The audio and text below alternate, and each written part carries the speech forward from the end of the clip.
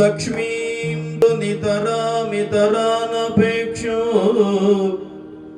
ಅಂಘ್ರಿದ್ವಯಂ ನಿಗಮಶಾಖಿ ಶಿಖಾ ಪ್ರವಾಲೋ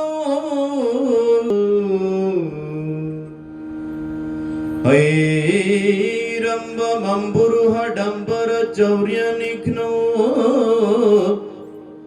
ಹೈರಂಬಮಂಬುರುಹಡಂಬರ ಚೌರ್ಯ ನಿಘ್ನೋ ವಿಘ್ನಾದ್ರಿಭೇದ ಶತಧಾರ ಧುರಂಧರ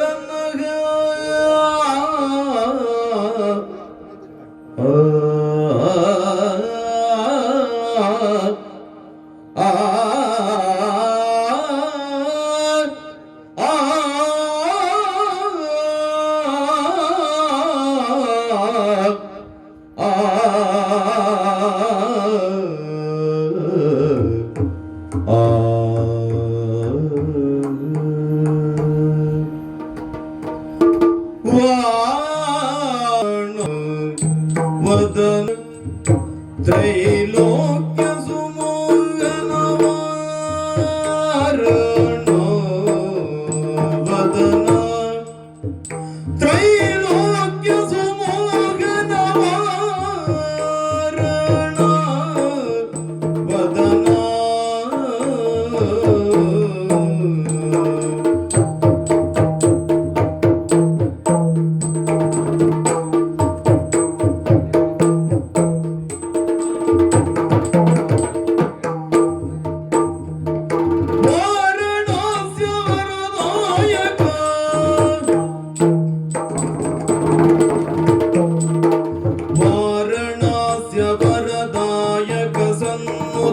ನರದಾದಿ ಮುನಿ ವಂದಿತ ಪದಯುಗ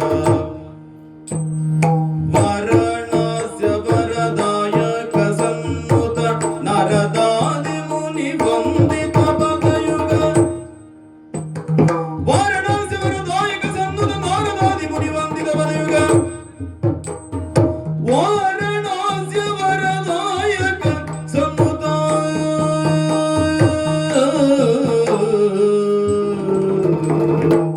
ವಂದಿತ ಪದಯುಗ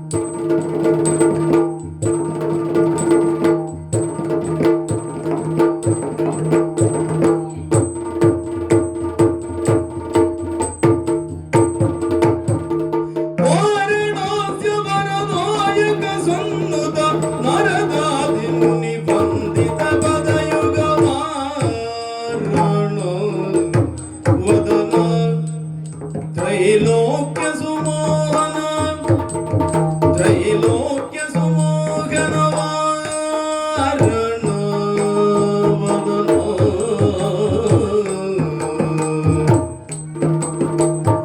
ವಾರಣಾಸ್ಯ ವರದಾಯಕ ಸನ್ನುತ ನರದಾದಿ ಮುನಿ ವಂದಿತ ಪದಯುಗ ವಾರಣಾಸ್ಯ ವರದಾಯಕ ಸನ್ನುತ ನರದಾದಿ ಮುನಿ ವಂದಿತ ಪದಯುಗ ವಾರಣ ವದನ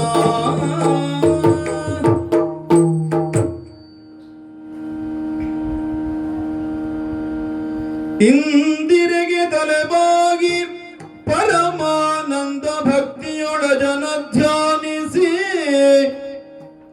ವಂದಿಸುವೆ ಶಾರದೆಗೆ ಶಕ್ರಾದ್ಯ ಮರರಿಂಗಿರಗೆ ನಾಂದಿಯೊಳುವರ ವ್ಯಾಸ ಮುನಿಪದ ದ್ವಂದ್ವ ಕಾನತನಾಗಿ ನಾಂದಿಯೊಳುವರ ವ್ಯಾಸ ಮುನಿಪದ ದ್ವಂದ್ವ ಕಾನತನಾಗಿ ಕವಿಗಳ ಸಂದಣಿಗೆ ಬಲ ಬಂದು ಪೇಳುವೆ ನೀ ಕಥಾಮೃತವಾ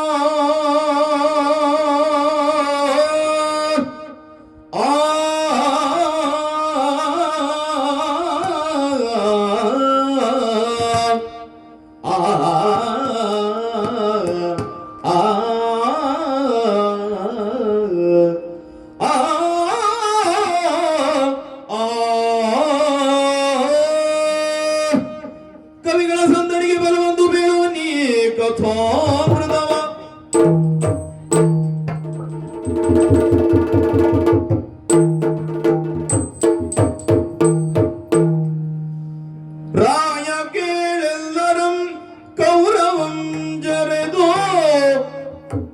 ರಿಪುರಾಯರೊಳ್ಧುರವ ನಿಶ್ಚಯಿಸಿದೋ ಇತ್ತಯಮರಾಯನಂದನ ದೇವಕಿ ಜಾತನಂಘ್ರಿಗಭಿನಮಿಸಿ ಇತ್ತಯಮರಾಯನಂದನ ದೇವಕಿ ಜಾತನಂಘ್ರಿಗಭಿನಮಿಸಿ ಕೈ ಮುಗಿದು ನಿಂದು ಆ ಆ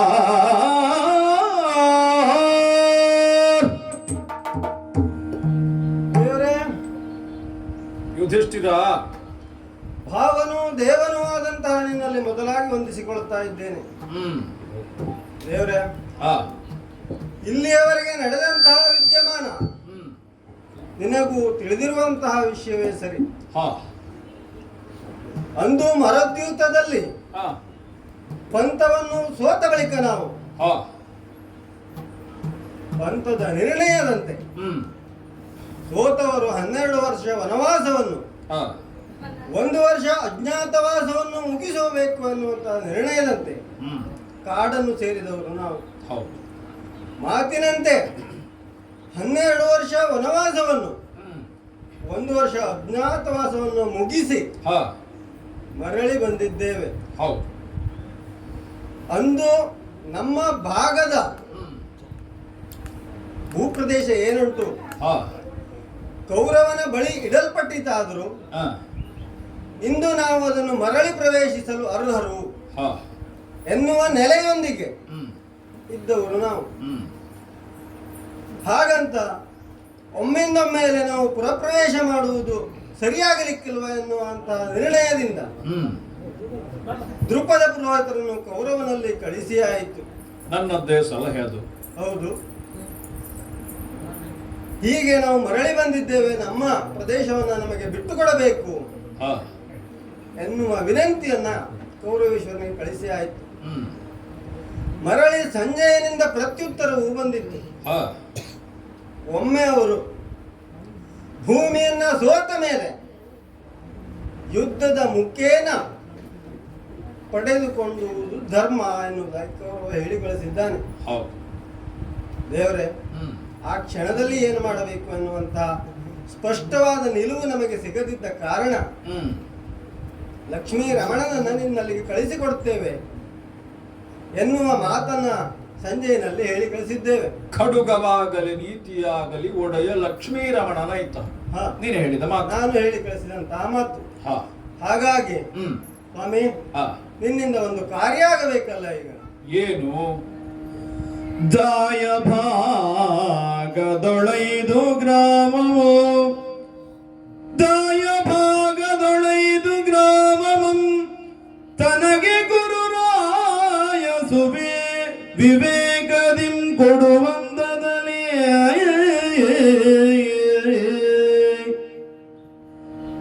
ದಾಯ ಭಾಗದೊಳೈದು ಗ್ರಾಮವಂ ತನಗೆ ಗುರುರಾಯ ಸುವಿವೇಕದಿಂ ಕೊಡುವಂದದಲ್ಲಿ ಸುವಿವೇಕದಿಂ ಕೊಡುವಂದದಲ್ಲಿ ಕೃಷ್ಣರಾಯ ಸಂಧಾನವಂ ಮಾಡಿ ಬರಬೇಕು ಸುವಿವೇಕದಿಂ ಕೊಡುವಂದದಲ್ಲಿ ಕೃಷ್ಣರಾಯ ಸಂಧಾನವಂ ಮಾಡಿ ಬರಬೇಕು ನೀವೆನಲೆಂದನ ಮಹಿಮನೋ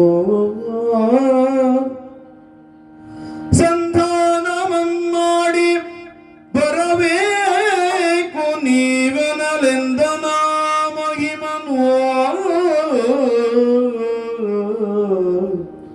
ಆ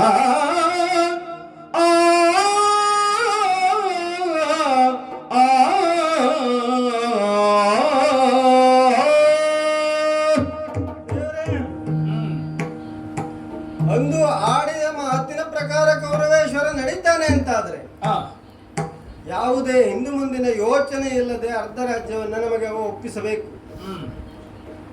ಆದರೆ ಅದನ್ನು ಕೊಡುವುದಕ್ಕೆ ಕೌರವ ಒಪ್ಪುವುದಿಲ್ಲ ಅಂತಾದ್ರೆ ಮುಂದೆ ಆಗುವಂತಹದ್ದು ಘನಘೋರವಾದಂತಹ ಯುದ್ಧ. ಹಾ ನಾವು ರಾಜ್ಯವನ್ನು ಪಡೆಯಬೇಕು ಅಂತಾದ್ರೆ ಹಾ ಕೌರವನೊಂದಿಗೆ ಹೋರಾಟ ಮಾಡಬೇಕು. ಹಾ ಆದರೆ ಇಂದು ನನಗನ್ನಿಸುವ ವಿಚಾರ, ಹ್ಮ್ ನಾವು ದೃಪದ ಪುರೋಹಿತರನ್ನ ಕಳಿಸಿದ್ದು ಕೆಲಸ ಮಾಡಲಿಲ್ಲ, ಹಾ ಬದಲಿಗೆ ನಿನ್ನನ್ನ ಕಳಿಸಿದ್ರೆ ಹಾ ಕೆಲಸ ಆದೀತು. ಹಾ ಯಾಕೆ ಹೇಳು, ಈ ಸಂಧಾನ ಎನ್ನುವಂತ ಪ್ರಕ್ರಿಯೆಯಲ್ಲಿ ಹ್ಮ್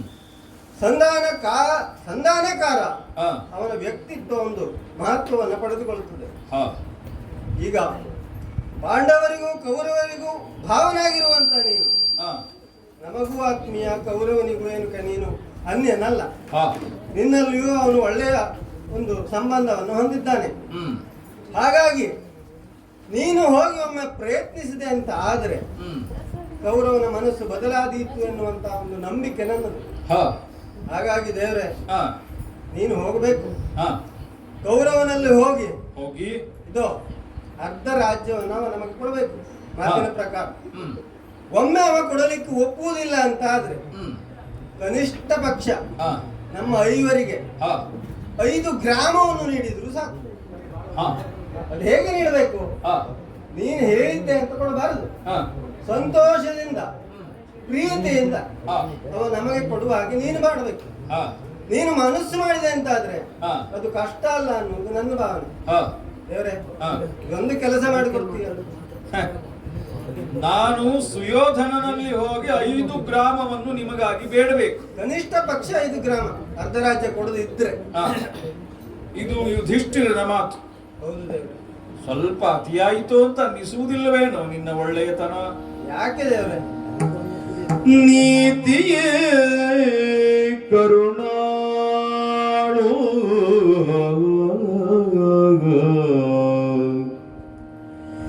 ನೀತಿಯೇ ಕರುಣಾಳು ನಿನಗೆ ವಿಘಾತವೆನಿಸಿದ ದುಷ್ಟನುಳು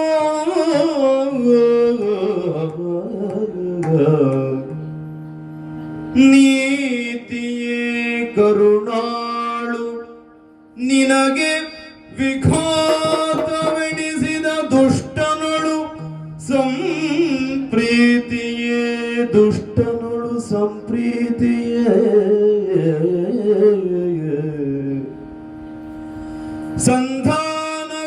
ಸಂಧಾನಗನುವಾಗುವರೆ ಪೇಳೋ ಅವನಲ್ಲಿ ಸಂಪ್ರೀತಿಯೇ ನಿನಗೆ ಸಂಧಾನಗನುವಾಗುವರೆ ಹೇಳೆನಲು ನೀತಿಯೇ ಕರುಣಾಳು ನಿನಗೆ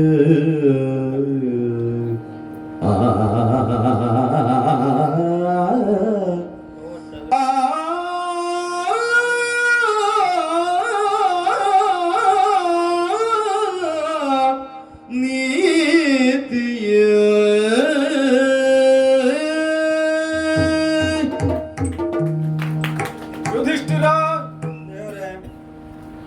ಬಹುಶಃ ಕರುಣೆ ಎಂಬ ಒಂದು ಶಬ್ದಕ್ಕೆ ಮೂರ್ತ ರೂಪ ಎಂಬುದೊಂದಿದ್ರೆ ಬಹುಶಃ ನಿನ್ನಂತೆಯೇ ಇದ್ದೀತದು. ಕರುಣೆ ಕರುಣೆ ಕರುಣೆ, ಯಾರಲ್ಲಿ ಕರುಣೆ? ಯಾರು ಅರ್ಹರೋ ಅವರಿಗೆ ಕರುಣೆಯನ್ನು ತೋರಿಸಿದರೆ ರಾಜನಾದುದಕ್ಕೆ ಅರ್ಹ ಅಂತ ಹೇಳಬಹುದೇನು? ನೀನು ಮಾಡುವ ಕೃತಿ ಯೋಗ್ಯ ಅಂತ ಒಪ್ಪಬಹುದೇನು? ಆದ್ರೆ ನೀನು ಕರುಣೆಯನ್ನು ತೋರ ಹೊರಟದ್ದು ಯಾರಲ್ಲಿ? ಸುಯೋಧನನಲ್ಲಿ. ಇದು ನೀತಿ ಅಂತ ಅನ್ನಿಸ್ತದೋ ನಿನಗೆ? ನಿನ್ನ ಕರುಣೆಗೆ ಪಾತ್ರನಾಗುವಂತಹ ಕಿಂಚಿದಪಿ ಯೋಗ್ಯತೆ ಸುಯೋಧನನಿಗೆ ಏನಿದೆ ಹೇಳು? ಬಹುಶಃ ಎಳವೆಯಲ್ಲಿ ತಂದೆಯನ್ನು ಕಳೆದುಕೊಂಡು ಹಸ್ತನೆಯ ಅಂಗಳಕ್ಕೆ ಬಂದು ನಿಂತ ಮರುದಿನದಿಂದ ನಿಮ್ಮನ್ನು ನಿವಾರಿಸುವುದು ಹೇಗೆ ಎಂಬುದಕ್ಕೇ ಒತ್ತು ಕೊಟ್ಟವ. ಅವನ ಪ್ರಯತ್ನವೆಲ್ಲ ನಿಮ್ಮನ್ನು ಕಳೆಯುವುದರಲ್ಲಿಯೇ ವಿನಿಯೋಗವಾಗಿದೆ. ಅಂತಹದ್ರಲ್ಲೂ ಕೌರವನಿಗೆ ಒಳಿತನ್ನು ಬಯಸ್ತೀನಿ. ಉತ್ಸವದ ನೆವನದಿಂದ ನಿಮಗಾಗಿ ವಿನೂತನವಾದ ಒಂದು ಸೌಧವನ್ನು ನಿರ್ಮಾಣ ಮಾಡಿದ್ದೇವೆ, ಪಾಲ್ಗೊಂಡು ಬನ್ನಿ. ಆಮಿಷವನ್ನು ಒಡ್ಡಿ ವಾರಣಾವತಕ್ಕೆ ಕಳುಹಿ ಅವ ಮಾಡಿದ್ದೇನೆ ಹೇಳು? ಅರಗಿನ ಮನೆಯನ್ನು ನಿರ್ಮಾಣ ಮಾಡಿ ನಿಮ್ಮ 5 ಸುಡಿಸುವ ಯೋಚನೆ ಮಾಡಿದವ ಸುಯೋಧನ. ನಿಮ್ಮ ಯೋಗ ಚೆನ್ನಾಗಿತ್ತು, ಬದುಕಿದಿರಿ. ಅರಣ್ಯಕ್ಕೆ ಸೇರಿದ ಮೇಲೂ ನಿಮ್ಮನ್ನು ಸುಮ್ಮನೆ ಬಿಟ್ಟವನಲ್ಲ. ಘೋಷಯಾತ್ರೆಯ ನೆವನ.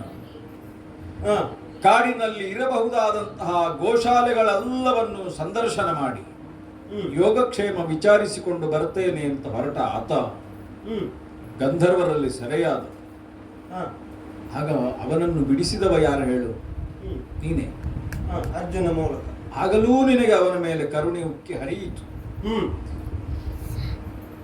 ನಿನ್ನ ಉಳಿದ ಸಹೋದರರು ಒಪ್ಪದೇ ಇದ್ದಾಗಲೂ ನೀನು ಆಡಿದ ಮಾತೇನು ಹೇಳು? ಹೊರಗಾದ್ರೆ ಮಾತ್ರ ನಾವು 100 ಬೇರೆ 5 ಬೇರೆ. ಆದರೆ ನಮ್ಮ ಮೇಲೆ ಹೊರಗಿನವರು ದಾಳಿ ಇಡುತ್ತಾರೆ ಅಂತಾದ್ರೆ ನಾವು 150 ಇರಬೇಕು. ಆ ಭಾವನೆ ಸುಯೋಧನನಲ್ಲಿಯೂ ಇರಬೇಕು ತಾನೆ. ನೀನು ಮಾತ್ರ ಕರುಣೆ ಕರುಣೆ ಕರುಣೆ ಅಂತ ಹೇಳಿ ಹೊರಟ್ರೆ ನೀತಿಯಾಗುವುದಕ್ಕೆ ಸಾಧ್ಯ ಇಲ್ಲ. ಅವನೇ ಹೇಳಿ ಕಳುಹಿದ ಮಾತು. ಯುದ್ಧದಿಂದ ಪಡೆದುಕೊಳ್ಳುವುದಾದ್ರೆ ಪಡೆದುಕೊಳ್ಳಿ, ಬೇರೆ ದಾರಿ ಇಲ್ಲ. ಅಷ್ಟಾದ ಮೇಲೂ ಸಂಧಿಯ ಪ್ರಯತ್ನ ಮಾಡ್ತೀವಿ. ಒಂದು ಯುದ್ಧವನ್ನು ತಪ್ಪಿಸುವುದಕ್ಕೆ ಸಂಧಿಯ ಪ್ರಯತ್ನ ಮಾಡುವುದೇನು ತಪ್ಪಲ್ಲ. 1 ಅಲ್ಲ 10 ಬಾರಿ ಮಾಡಲೇಬೇಕು. ಆದ್ರೆ ಹೇಳುವುದೇನು? ಕೇವಲ 5 ಗ್ರಾಮವನ್ನಾದರೂ ಬೇಡಿ ಬಾ ಕೃಷ್ಣ. ನೀನು ರಾಜಸೂಯವನ್ನು ಮಾಡಿ ಪಟ್ಟವನ್ನು ಏರಿ ಚಕ್ರವರ್ತಿತ್ವ ಸ್ಥಾನವನ್ನು ಅಲಂಕರಿಸಿದವ. ಇಡೀ ಆರ್ಯಾವರ್ತಕ್ಕೆ ಅಧಿಪತಿ ನೀನು. ನಮ್ಮ ಮನೆ ಎಂಬ ಒಂದು ಕಾರಣಕ್ಕಾಗಿ ಮಾತ್ರ ಹಸ್ತಿನೆಯ ಮೇಲೆ ದಾಳಿ ಮಾಡಲಿಲ್ಲ, ನೀವು ಕಪ್ಪ ಸಂಗ್ರಹಿಸಲಿಲ್ಲ. ಹೊರತಾಗಿ ಈ ಭೂಮಂಡಲದ ಎಲ್ಲ ಅರಸು ಮಕ್ಕಳು ನಿಮಗೆ ಕಪ್ಪವನ್ನು ಕೊಟ್ಟು ನಿಮ್ಮ ಪಾದದ ಮೇಲೆ ತಮ್ಮ ಹಣೆಯನ್ನು ಚಾಚಿ ಆಗಿದೆ. ಇಡೀ ಭೂಮಂಡಲದ ದೊರೆ ಅಯೋಗ್ಯನೊಬ್ಬನಲ್ಲಿ 5 ಗ್ರಾಮವನ್ನು ದೇಹಿ ಅಂತ ಬೇಡುವ ಸ್ಥಿತಿ ಬಂತು ಅಂತಾದ್ರೆ ನನಗೆ ಅಯ್ಯೋ ಅಂತ ಅನ್ನಿಸ್ತದೆ. ಮತ್ತೊಮ್ಮೆ ಆಲೋಚನೆ ಮಾಡಿ ಹೇಳು, ನಾನು ಬೇಡಿಕೊಂಡು ಬರಲೇಬೇಕೋ ಅಥವಾ ಇದಕ್ಕೆ ಯುದ್ಧವೇ ದಾರಿಯೋ? ಖ್ಯಾತ ಧರ್ಮನ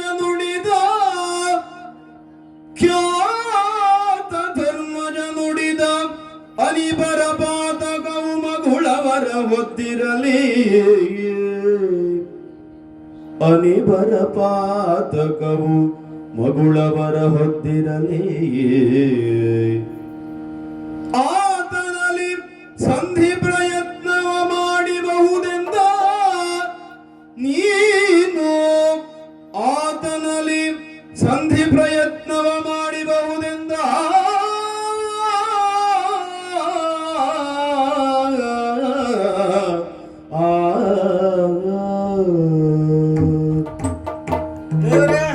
ಸರ್ವಾನಂದನ. ಕೌರವನಿಗೆ ಇದು ಮಾರ್ಗ ಅಲ್ಲ ಅಂತ ನೀನು ನನಗೆ ಹೇಳ್ತಾ ಇದ್ದಿ. ಯಾಕೆ ಅಪಾತ್ರರಿಗೆ ದಾನ ಮಾಡಬಾರ್ದು ಎನ್ನುವಂತ ಒಂದು ನಿರ್ಣಯ. ಒಂದು ಕಡೆಯಲ್ಲಿ ನೀನೇ ಕರುಣನಿಧಿ ಅಂತ ನನ್ನನ್ನು ಸಂಬೋಧಿಸಿದ. ನಿನ್ನಿಂದ ಆ ಸಂಬೋಧನೆಯನ್ನು ಪಡೆಯಲು ನಾನು ಅರ್ಹ ಅಂತ ಆದ್ರೆ ನಾನು ಮಾಡುವುದರಲ್ಲಿ ತಪ್ಪಿಲ್ಲ ಅನ್ನೋದು ನನ್ನ ಭಾವನೆ. ಯಾಕೆ ಹೇಳು? ಕೌರವ ಅದರ ಅರ್ಥ ಕೌರವ ಮಾಡಿದ್ದನ್ನೆಲ್ಲ ನಾನು ಮರೆತಿದ್ದೇನೆ ಅಂತ ಅಲ್ಲ.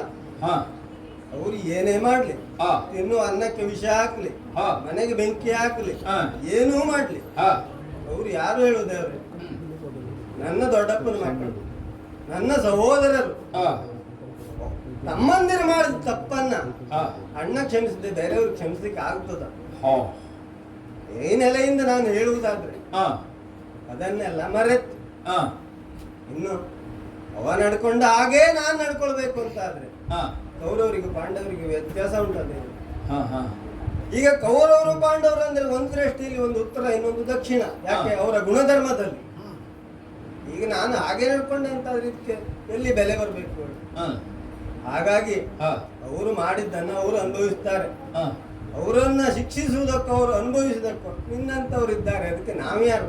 ಹ, ತ್ರಿಮೂರ್ತಿಗಳು ಶಿಕ್ಷೆ ಕೊಡ್ತಾರೆ ಅವರಿಗೆ. ಹ, ಹಾಗಾಗಿ ಇದು ಕೇವಲ ಕೌರವರು ಪಾಂಡವರು ಯುದ್ಧ ಆಗುವುದಿಲ್ಲ. ಒಮ್ಮೆ ಯುದ್ಧ ಪ್ರಾರಂಭ ಆಯಿತು ಅಂತಾದ್ರೆ ಹ. ಪ್ರಪಂಚವೇ ಇಬ್ಬಾಗ ಆಗ್ತದೆ, ಹ್ಮ್. ಘೋರವಾದಂತ ನಷ್ಟ ಸಂಭವಿಸ್ತದೆ. ಈಗ ಸೇನೆಯ ಸಂಗ್ರಹ ಆಗುವುದಕ್ಕೆ ಆಗಿದೆ. ಹಾಗಾಗಿ ಹ, ಮುಂದಿನ ಪರಿಣಾಮವನ್ನು ಯೋಚಿಸಿ ಹ, ನಾನು ನಿರ್ಣಯ ಮಾಡಿದ್ದೇನೆ ದೇವರೇ, ಹ್ಮ್, ಯಾವುದೇ ಕಾರಣದಿಂದ ಯುದ್ಧವನ್ನು ತಪ್ಪಿಸುವುದು ನನ್ನ ಪ್ರಯತ್ನ, ನನ್ನ ಉದ್ದೇಶ. ಹ, ಆದುದರಿಂದ ದಯಮಾಡಿ ಹ, ಇದೊಂದು ಉಪಕಾರ ಮಾಡಿ ಅವನಲ್ಲಿ ಸಂಧಾನವನ್ನು ಮಾಡಿಕೊಂಡು ಹ. ಯುದ್ಧವನ್ನು ತಪ್ಪಿಸಬೇಕು ಅಂತ ನಿನ್ನಲ್ಲಿ ಕೇಳಿಕೊಳ್ತೇನೆ. ಈಗ ಸಂಧಿಗೆ ನಾನು ಸುಯೋಧನಲ್ಲಿ ಹೋಗಬೇಕು, ಹೋಗ್ಬೇಕು, ನಮ್ಮ ರಾಯಭಾರಿಯಾಗಿ ಅರ್ಧ ರಾಜ್ಯವನ್ನು ಕೇಳುವುದು, ಕೇಳುವುದು. ಒಪ್ಪಲಿಲ್ಲವಾದರೆ 5 5 ಗ್ರಾಮವಾದ್ರೂ ಸಾಕು. ಈಗ ಈ ಮಾತು ಹ್ಮ್. ನಿಮ್ಮ ಅಣ್ಣ ತಮ್ಮಂದಿರ ಮಧ್ಯೆ ಚರ್ಚಿತವಾಗಿ ಬಂದ ನಿರ್ಣಯವೋ ಹ್ಮ್. ಅಥವಾ ಧರ್ಮರಾಯನೊಬ್ಬನ ಮಾತು ಇದು? ದೇವರೇ, ಹ, ಧರ್ಮಜ ಆಡಿದಂತಾದ ಮೇಲೆ ಹ. ನಮ್ಮ ಅಣ್ಣ ತಮ್ಮಂದಿರಲ್ಲಿ ಭಿನ್ನಾಭಿಪ್ರಾಯ ಇಲ್ಲ. ಅಲ್ಲ, ಅದು ನಾನು ನೋಡಿ ಆಗಿದೆ. ಮತ್ತೆ ಈ ಅನುಮಾನ ಯಾಕೆ ದೇವರೇ? ಯಾಕೆ? ನಾನು ಹ, ಆತ್ಮಸ್ಥೈರ್ಯದಿಂದ ಹೇಳ್ತೇನೆ, ಹ, ನನ್ನ ತಮ್ಮಂದಿರು ಅಂದ್ರೆ ಹಾ. ರಾಮ ತನ್ನ ತಮ್ಮ ಲಕ್ಷ್ಮಣನಿಗಿಂತ ಒಂದು ಕೈ ಮಿಗಿಲು. ಹ, ಯಾಕೆ ಹೇಳು? ಹ, ನಾನು ಅವ್ರು ಏನಾದ್ರು ತಪ್ಪು ಮಾಡಿದ್ರು ನಾನು ದಂಡಿಸ್ತೇನೆ ಎನ್ನುವಂತ ಭಯ ಅವರಿಗಿಲ್ಲ. ಹ್ಮ್, ಯಾಕೆ? ಅವರಷ್ಟು ಸಮರ್ಥ ನಾನಲ್ಲ. ಹ, ಏನೋ ಕೇವಲ ನನ್ನ ಮೇಲಿರುವ ಪ್ರೀತಿಯಿಂದ, ಹ, ನನ್ನ ಗೌರವದಿಂದ ಹ. ಅವರು ನಾನು ಆಡಿದ ಯಾವ ಮಾತನ್ನು ಅವರು ಮೀರುವುದಿಲ್ಲ. ಈ ಆತ್ಮವಿಶ್ವಾಸ ನನ್ನಲ್ಲುಂಟು. ಇಲ್ಲ ದೇವರೇ, ಇಲ್ದಿದ್ರೆ ಹ, ಅವತ್ತು ದ್ರೌಪದಿಯನ್ನ ನಾನು ಅಡ ಇಟ್ಟಾಗ ಹ, ಈ ಸಂಬಂಧಿಗಳು ಸುಮ್ಮನಿರ್ತಿದ್ರ, ಹ, ಅವತ್ತೇ ನನಗೊಂದು ಗತಿ ಕಾಣಿಸ್ತಿದ್ರು. ಹ, ಅವತ್ತು ಸುಮ್ಮನಿದ್ದವರು ಹ. ಇವತ್ತೇನಾದ್ರು ಮಾಡ್ತಾರೆ ಅನ್ನುವಂತ ಅನುಮಾನ ಯಾಕೆ ದೇವ್ರೆ? ನಾನು ಆಡಿದ ಮೇಲೆ ಮುಗಿತು. ನನ್ನ ತಮ್ಮಂದಿರಲ್ಲಿ ಯಾವುದೇ ಭೇದ ಭಾವ ಬರುವುದಿಲ್ಲ, ಭಿನ್ನಾಭಿಪ್ರಾಯ ಇಲ್ಲ. ಹ. ಅಲ್ಲ, ನಾನು ಕೇಳಿದ್ಯಾಕೆ ಅಂತ ಕೇಳಿದ್ರೆ, ಹ್ಮ್. ನೀನು ನಿನ್ನ ಹೆಂಡತಿಯನ್ನು ಅಡೆಯಿಟ್ಟು ಸೋತು ಹ್ಮ್.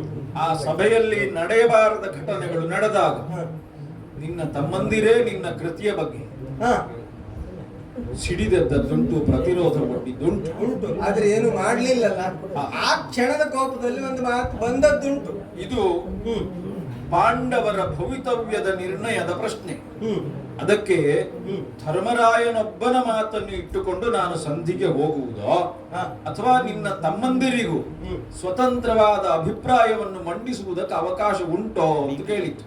ದೇವ್ರೆ, ನನ್ನ ಪ್ರಕಾರ ಆ, ನನ್ನ ಒಂದು ನಿರ್ಣಯದಿಂದ ಹಾ. ನಾನು ಆಡಿದ್ದನ್ನ ಅವರು ಅನುಮೋದಿಸ್ತಾರೆ ಅನ್ನುವಂತ ದೃಢ ವಿಶ್ವಾಸ ನನ್ನಲ್ಲುಂಟು. ಆ, ನಾನು ಕೇಳಲಿಲ್ಲ, ಆ, ನೀನು ಬೇಕಿದ್ರೆ ಕೇಳಿಕೊಳ್ಬಹುದು. ಆ, ಇದು ಬರಬೇಕು ನನಗಷ್ಟೇ. ಕೇಳುವುದಕ್ಕೆ ನನಗೆ ಅನುಮತಿ ಉಂಟು ಅಂತಾದ್ರೆ ನಾನು ಕೇಳಬೇಕು ಅನ್ನುವಂತ ಮನಸ್ಸಿಲ್ಲ. ಯಾಕೆಂದ್ರೆ ನನಗೆ ಅವ್ರ ಮೇಲೆ 100ಕ್ಕೆ 100ರಷ್ಟು ವಿಶ್ವಾಸ ಉಂಟು. ಆದೀತು. ನಾನು ಹೇಳಿದ್ದನ್ನು ಅವ್ರು ಒಪ್ಪುತ್ತಾರೆ. ಹಾ, ಆದೀತು, ಆದೀತು. ಅರಸನಿಂತೆ ನಲಾರ ಮಾಧವ ಕಿರುನಗೆಯಗೆ ವಣಿಸಿ ಭೀಮನ ಕರೆದು ಧನುಮಜ ನಮ್ಮ ಗುರುವು ವರನ ಬಳಿಗೆ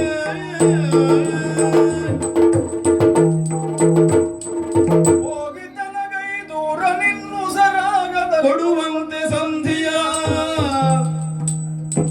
ಹೋಗಿ ತನಗೆ ದೂರ ನಿನ್ನು ಸರಾಗದಲ್ಲಿ ಕೊಡುವಂತೆ ಸಂಧಿಯ ಸಾಗಿಸೆಂದನು ಬೀಳು ನಿನ್ನಲ ಈಗ ಎನ್ನಲು.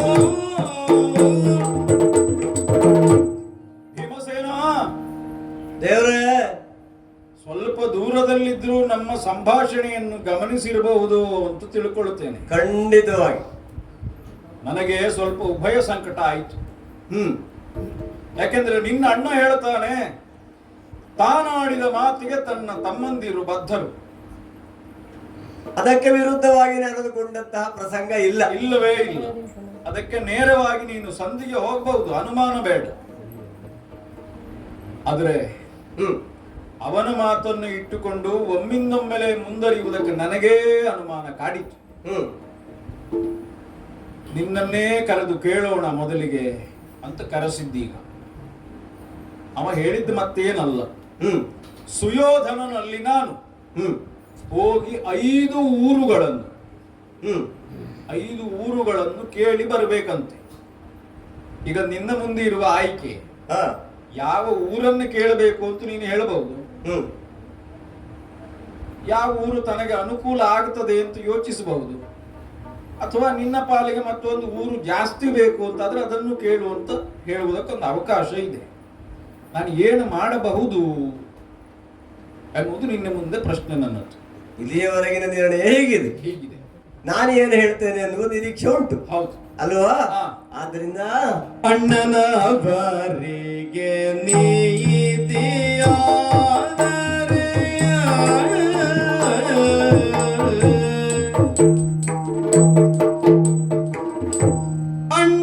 ಅಣ್ಣನವರಿಗೆ ನೀತಿಯಾದರೆ ಅಣ್ಣನವರಿಗೆ ನೀತಿಯಾದರೆ ನಿನ್ನ ಮನಗೊಪ್ಪಿದರೆ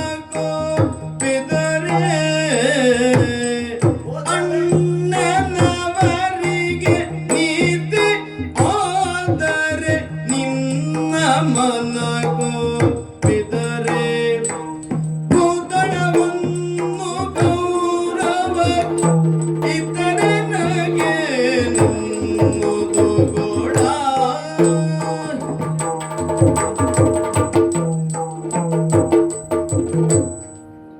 ದೇವರೇ, ಹಾ ಈ ಭೀಮನ ಕುರಿತಾಗಿಯೋ ಅರ್ಜುನನ ಕುರಿತಾಗಿಯೋ ಧರ್ಮಜನ ಕುರಿತಾಗಿಯೋ ನಕುಲ ಸಹದೇವರ ಕುರಿತಾಗಿಯೋ ಹಾ ನಮ್ಮ ಅಭಿಪ್ರಾಯ ಏನು ಅಂತ ನಾವು ನಿನ್ನಲ್ಲಿ ಹೇಳುವುದಕ್ಕಿಂತಲೂ ಹಾ ನಮ್ಮನ್ನು ಸರಿಯಾಗಿ ತಿಳಿದುಕೊಂಡ ದೇವ ಭಾವ ನೀನು. ಹಾ ಭಾವ ಅಷ್ಟೇ ಅಲ್ಲ, ನಮ್ಮ ಭಾವನೆಯೂ ನಿನ್ನಲ್ಲಿಯೇ ಉಂಟು. ಹೀಗಿರುವಾಗ ಅವನಲ್ಲಿ ಏನಾಗಬೇಕು, ಸಂಧಾನ ಆಗಬೇಕು, ಸಂಗ್ರಾಮ ಆಗಬೇಕು, ಹಾ ಅದೆಲ್ಲ ನಿನ್ನ ನಿರ್ಣಯ, ನಮ್ಮ ಅಣ್ಣನ ನಿರ್ಣಯ. ಹಾ ಏನಾಗಬೇಕು, ನಮ್ಮ ಸಿದ್ಧತೆ ಏನು ಎನ್ನುವುದು ನಿನಗೆ ಗೊತ್ತುಂಟು. ಹಾ ಆದರೂ ಹಾ ಈಗ ರಾಜತಾಂತ್ರಿಕವಾಗಿ ನಡೆಯುವಂತಹ ಕಾರ್ಯಕ್ರಮ ಇದು. ಹೌದು. ಧರ್ಮಜ ಈಗ ನಮ್ಮ ರಾಜ. ಹಾ ಆ ನಿಟ್ಟಿನಲ್ಲಿ ಕೌರವನು ಹಸ್ತಿನೆಗೆ ಅಭಿಷಿಕ್ತ ದೊರೆಯಾದರೂ ಒಬ್ಬ ಪೀಠದ ಮೇಲೆ ಕುಳಿತುಕೊಂಡಿದ್ದಾನಲ್ಲ, ಹೆಸರು ಅವನದ್ದೇ ಉಂಟು. ಹೆಸರು ಅವನದ್ದೇ ಉಂಟು. ಆದ್ದರಿಂದ ಒಂದು ಸಂಧಾನದ ಪ್ರಕ್ರಿಯೆ ನಡೆಯಬೇಕು. ಮೊದಲಿನ ಮಾತನ್ನೇ ಇಟ್ಟುಕೊಂಡು ಅವ ಮಾತನ್ನು ಮುಂದುವರಿಸ್ತಾ ಅಂತ ಆದ್ರೆ ಹಾ ನಮಗೆ ಅರ್ಧ ರಾಜ್ಯವನ್ನು ಬಿಟ್ಟು ಕೊಟ್ಟಲ್ಲಿಗ ಈ ಪ್ರಸಂಗ ಬರುವುದಿಲ್ಲವಾಗಿತ್ತು. ಹಾ ಮೊದಲ ಆಡಿದ ಮಾತು ಬೇರೆ, ಹಾ. ದ್ಯೂತದ ಸಂದರ್ಭದ ಈಗ ಲೆಕ್ಕಕ್ಕೆ ಬರುವುದಿಲ್ಲ. ಆಯುಧದ ಮನೆಯಲ್ಲಿಟ್ಟಿದ್ದೇನೆ ಅಂತ ಅವ ಹೇಳ್ತಾನೆ. ಹಾ ಹೀಗಿರುವಾಗ ಈಗ ನಮ್ಮಣ್ಣನಾದಂತಹ ಧರ್ಮಜನ ಅಭಿಪ್ರಾಯ ಹೀಗೆ, ಏನಿದ್ರು ಅವರೆಲ್ಲ ನಮ್ಮವರು, ಹಾ ಹೊಂದಿಕೊಂಡು ನಾವು ಬದುಕಬೇಕು, ಹಾ ಸಹೋದರರು, ಹಾ ಯುದ್ಧದಿಂದ ಯಾರಿಗೂ ಒಳ್ಳೆಯದಾಗುವುದಿಲ್ಲ. ಹಾ ಆದ್ದರಿಂದ ತ್ವರೆಯಾದಂತಹ ಕೌರವ ಹಾ ಅರ್ಧ ರಾಜ್ಯವನ್ನು ಅಥವಾ ಕೇಳುವ 5 ಗ್ರಾಮವನ್ನು ಹಾ ಇತ್ತನು ಅಂತ ಆದರೆ ಕೇಳಲಿಕ್ಕೆ ಹೋಗುವ ದೇವ ನೀನು. ಹೌದು. ಧರ್ಮಯ್ಯನ ಮಾತನ್ನು ಅವನಲ್ಲಿ ಹೇಳಿ ಹಾ ನೀನು ಪಡೆದುಕೊಂಡಿ ಅಂತಾದರೆ, ಹಾ ಅವ ಇತ್ತ ಅಂತ ಆದರೆ ಹಾ ಮತ್ತೆ ನಾನು ಮಧ್ಯದಲ್ಲಿ ಏನು ಅಧಿಕ ಪ್ರಸಂಗ ಮಾಡುವುದು? ಹಾ ಧರ್ಮಜನ ಮಾತು ಹಾ ಅದು ನಡೀತದೆ. ಹಾ ಅವನು ಹೇಳಿದ ಹಾಗೆ ಇಲ್ಲಿ ಯುದ್ಧ ಆಗುವುದಿಲ್ಲ ಅಂತಾದ್ರೆ ಹಾ ಈ ನಾನೊಬ್ಬನೇ ಯುದ್ಧಕ್ಕೆ ಆಕಾಂಕ್ಷಿ ಹೇಳಿ ರಕ್ತಪಾತ ಮಾಡುವುದಕ್ಕೆ ಅಣ್ಣನ ಮಾತನ್ನು ಮೀರಿದ ಹಾಗಲ್ವ? ಆದ್ದರಿಂದ ಹೇಳುವುದು, ಹಾ ಅಣ್ಣನವರಿಗೆ ನೀತಿಯಾದರೆ ನಿನ್ನ ಮನಗೊಪ್ಪಿದರೆ ಹಾ ಕೌರವ ರಾಜ್ಯವನ್ನಿತ್ತರೆ ಎನಗಿನ್ನೇನುವುದು ಕೂಡ ಹಾ ನನ್ನ ಒಬ್ಬನದ್ದು ಬೇರೆ ಅಭಿಪ್ರಾಯ ಎಂತಿಲ್ಲ. ಹಾ ಅಣ್ಣನ ಮಾತಿಗೆ ನಾನು ಸಮ್ಮತಿಯನ್ನು ಒಪ್ಪುತ್ತೇನೆ. ಧರ್ಮರಾಯ ಹೊರಿಸಿದ ಹೊರೆಯನ್ನು ನೀನಾದ್ರೂ ಇಳಿಸಬಹುದು ಅಂತ ಕೇಳಿದ್ರೆ ಆ ಹೊರೆಯ ಮೇಲೆ ಮತ್ತೊಂದು ಹೊರೆಯನ್ನೇ ಇಡುತ್ತೀನಿ. ಅಲ್ಲ, ಯಾವ ಕ್ಷಣಕ್ಕೂ ಅವನ ಮಾತನ್ನು ಮೀರಿ ಹೋಗುವ ಅಭ್ಯಾಸ ನಮಗಿಲ್ಲ. ಹಾ ಅವನ ಕಣ್ಣು ಸನ್ನೆಯಿಂದ ನಮ್ಮ ಸಿಟ್ಟನ್ನು ತಡೆದುಕೊಂಡೆ ಆದ್ರೂ ಸುಮ್ಮನೆ ಇದ್ದ ಅಭ್ಯಾಸ ಆಗಿದೆ. ಹಾ ಹಾಗಿದ್ರೆ ಈಗ ಒಂದು ಸಲ ಸುಮ್ಮನೆ ನೋಡಿ ಏನಾಗ್ತದೆ ಅಂತ ನೋಡುವ ಅಂತ ಉಂಟು. ಇಷ್ಟೆಲ್ಲ ಧರೆಗಳಾದ್ರೆ ನನಗಿನ್ನೇನುದು ಕೂಡ. ಇದು ನಿನ್ನ ಅಭಿಪ್ರಾಯ. ಹೌದು. ಈಗ ನಿನ್ನನ್ನೇ ಕೇಳಿದ ಮೇಲೆ ಹ್ಮ್ ಉಳಿದ ಮೂವರನ್ನು ಬಿಡ್ಲಿಕ್ಕೆ ಆಗುವುದಿಲ್ವಲ್ಲ? ಕೇಳಬೇಕು. ಅವರ ಅಭಿಪ್ರಾಯ ಏನುಂಟು ಅಂತ ಕೇಳಬೇಕಲ್ಲ. ಕೇಳ್ತೇನೆ, ನೋಡೋಣ. ಆ ಕೆಲಸ ಆಗಲಿದೆ. ನಾನು ಈ ಕಡೆ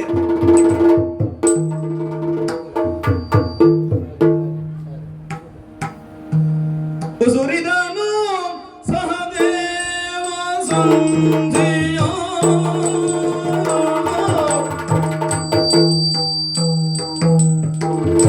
ಉಸುರಿದನು ಸಹದೇವ ಸಂಧಿಯ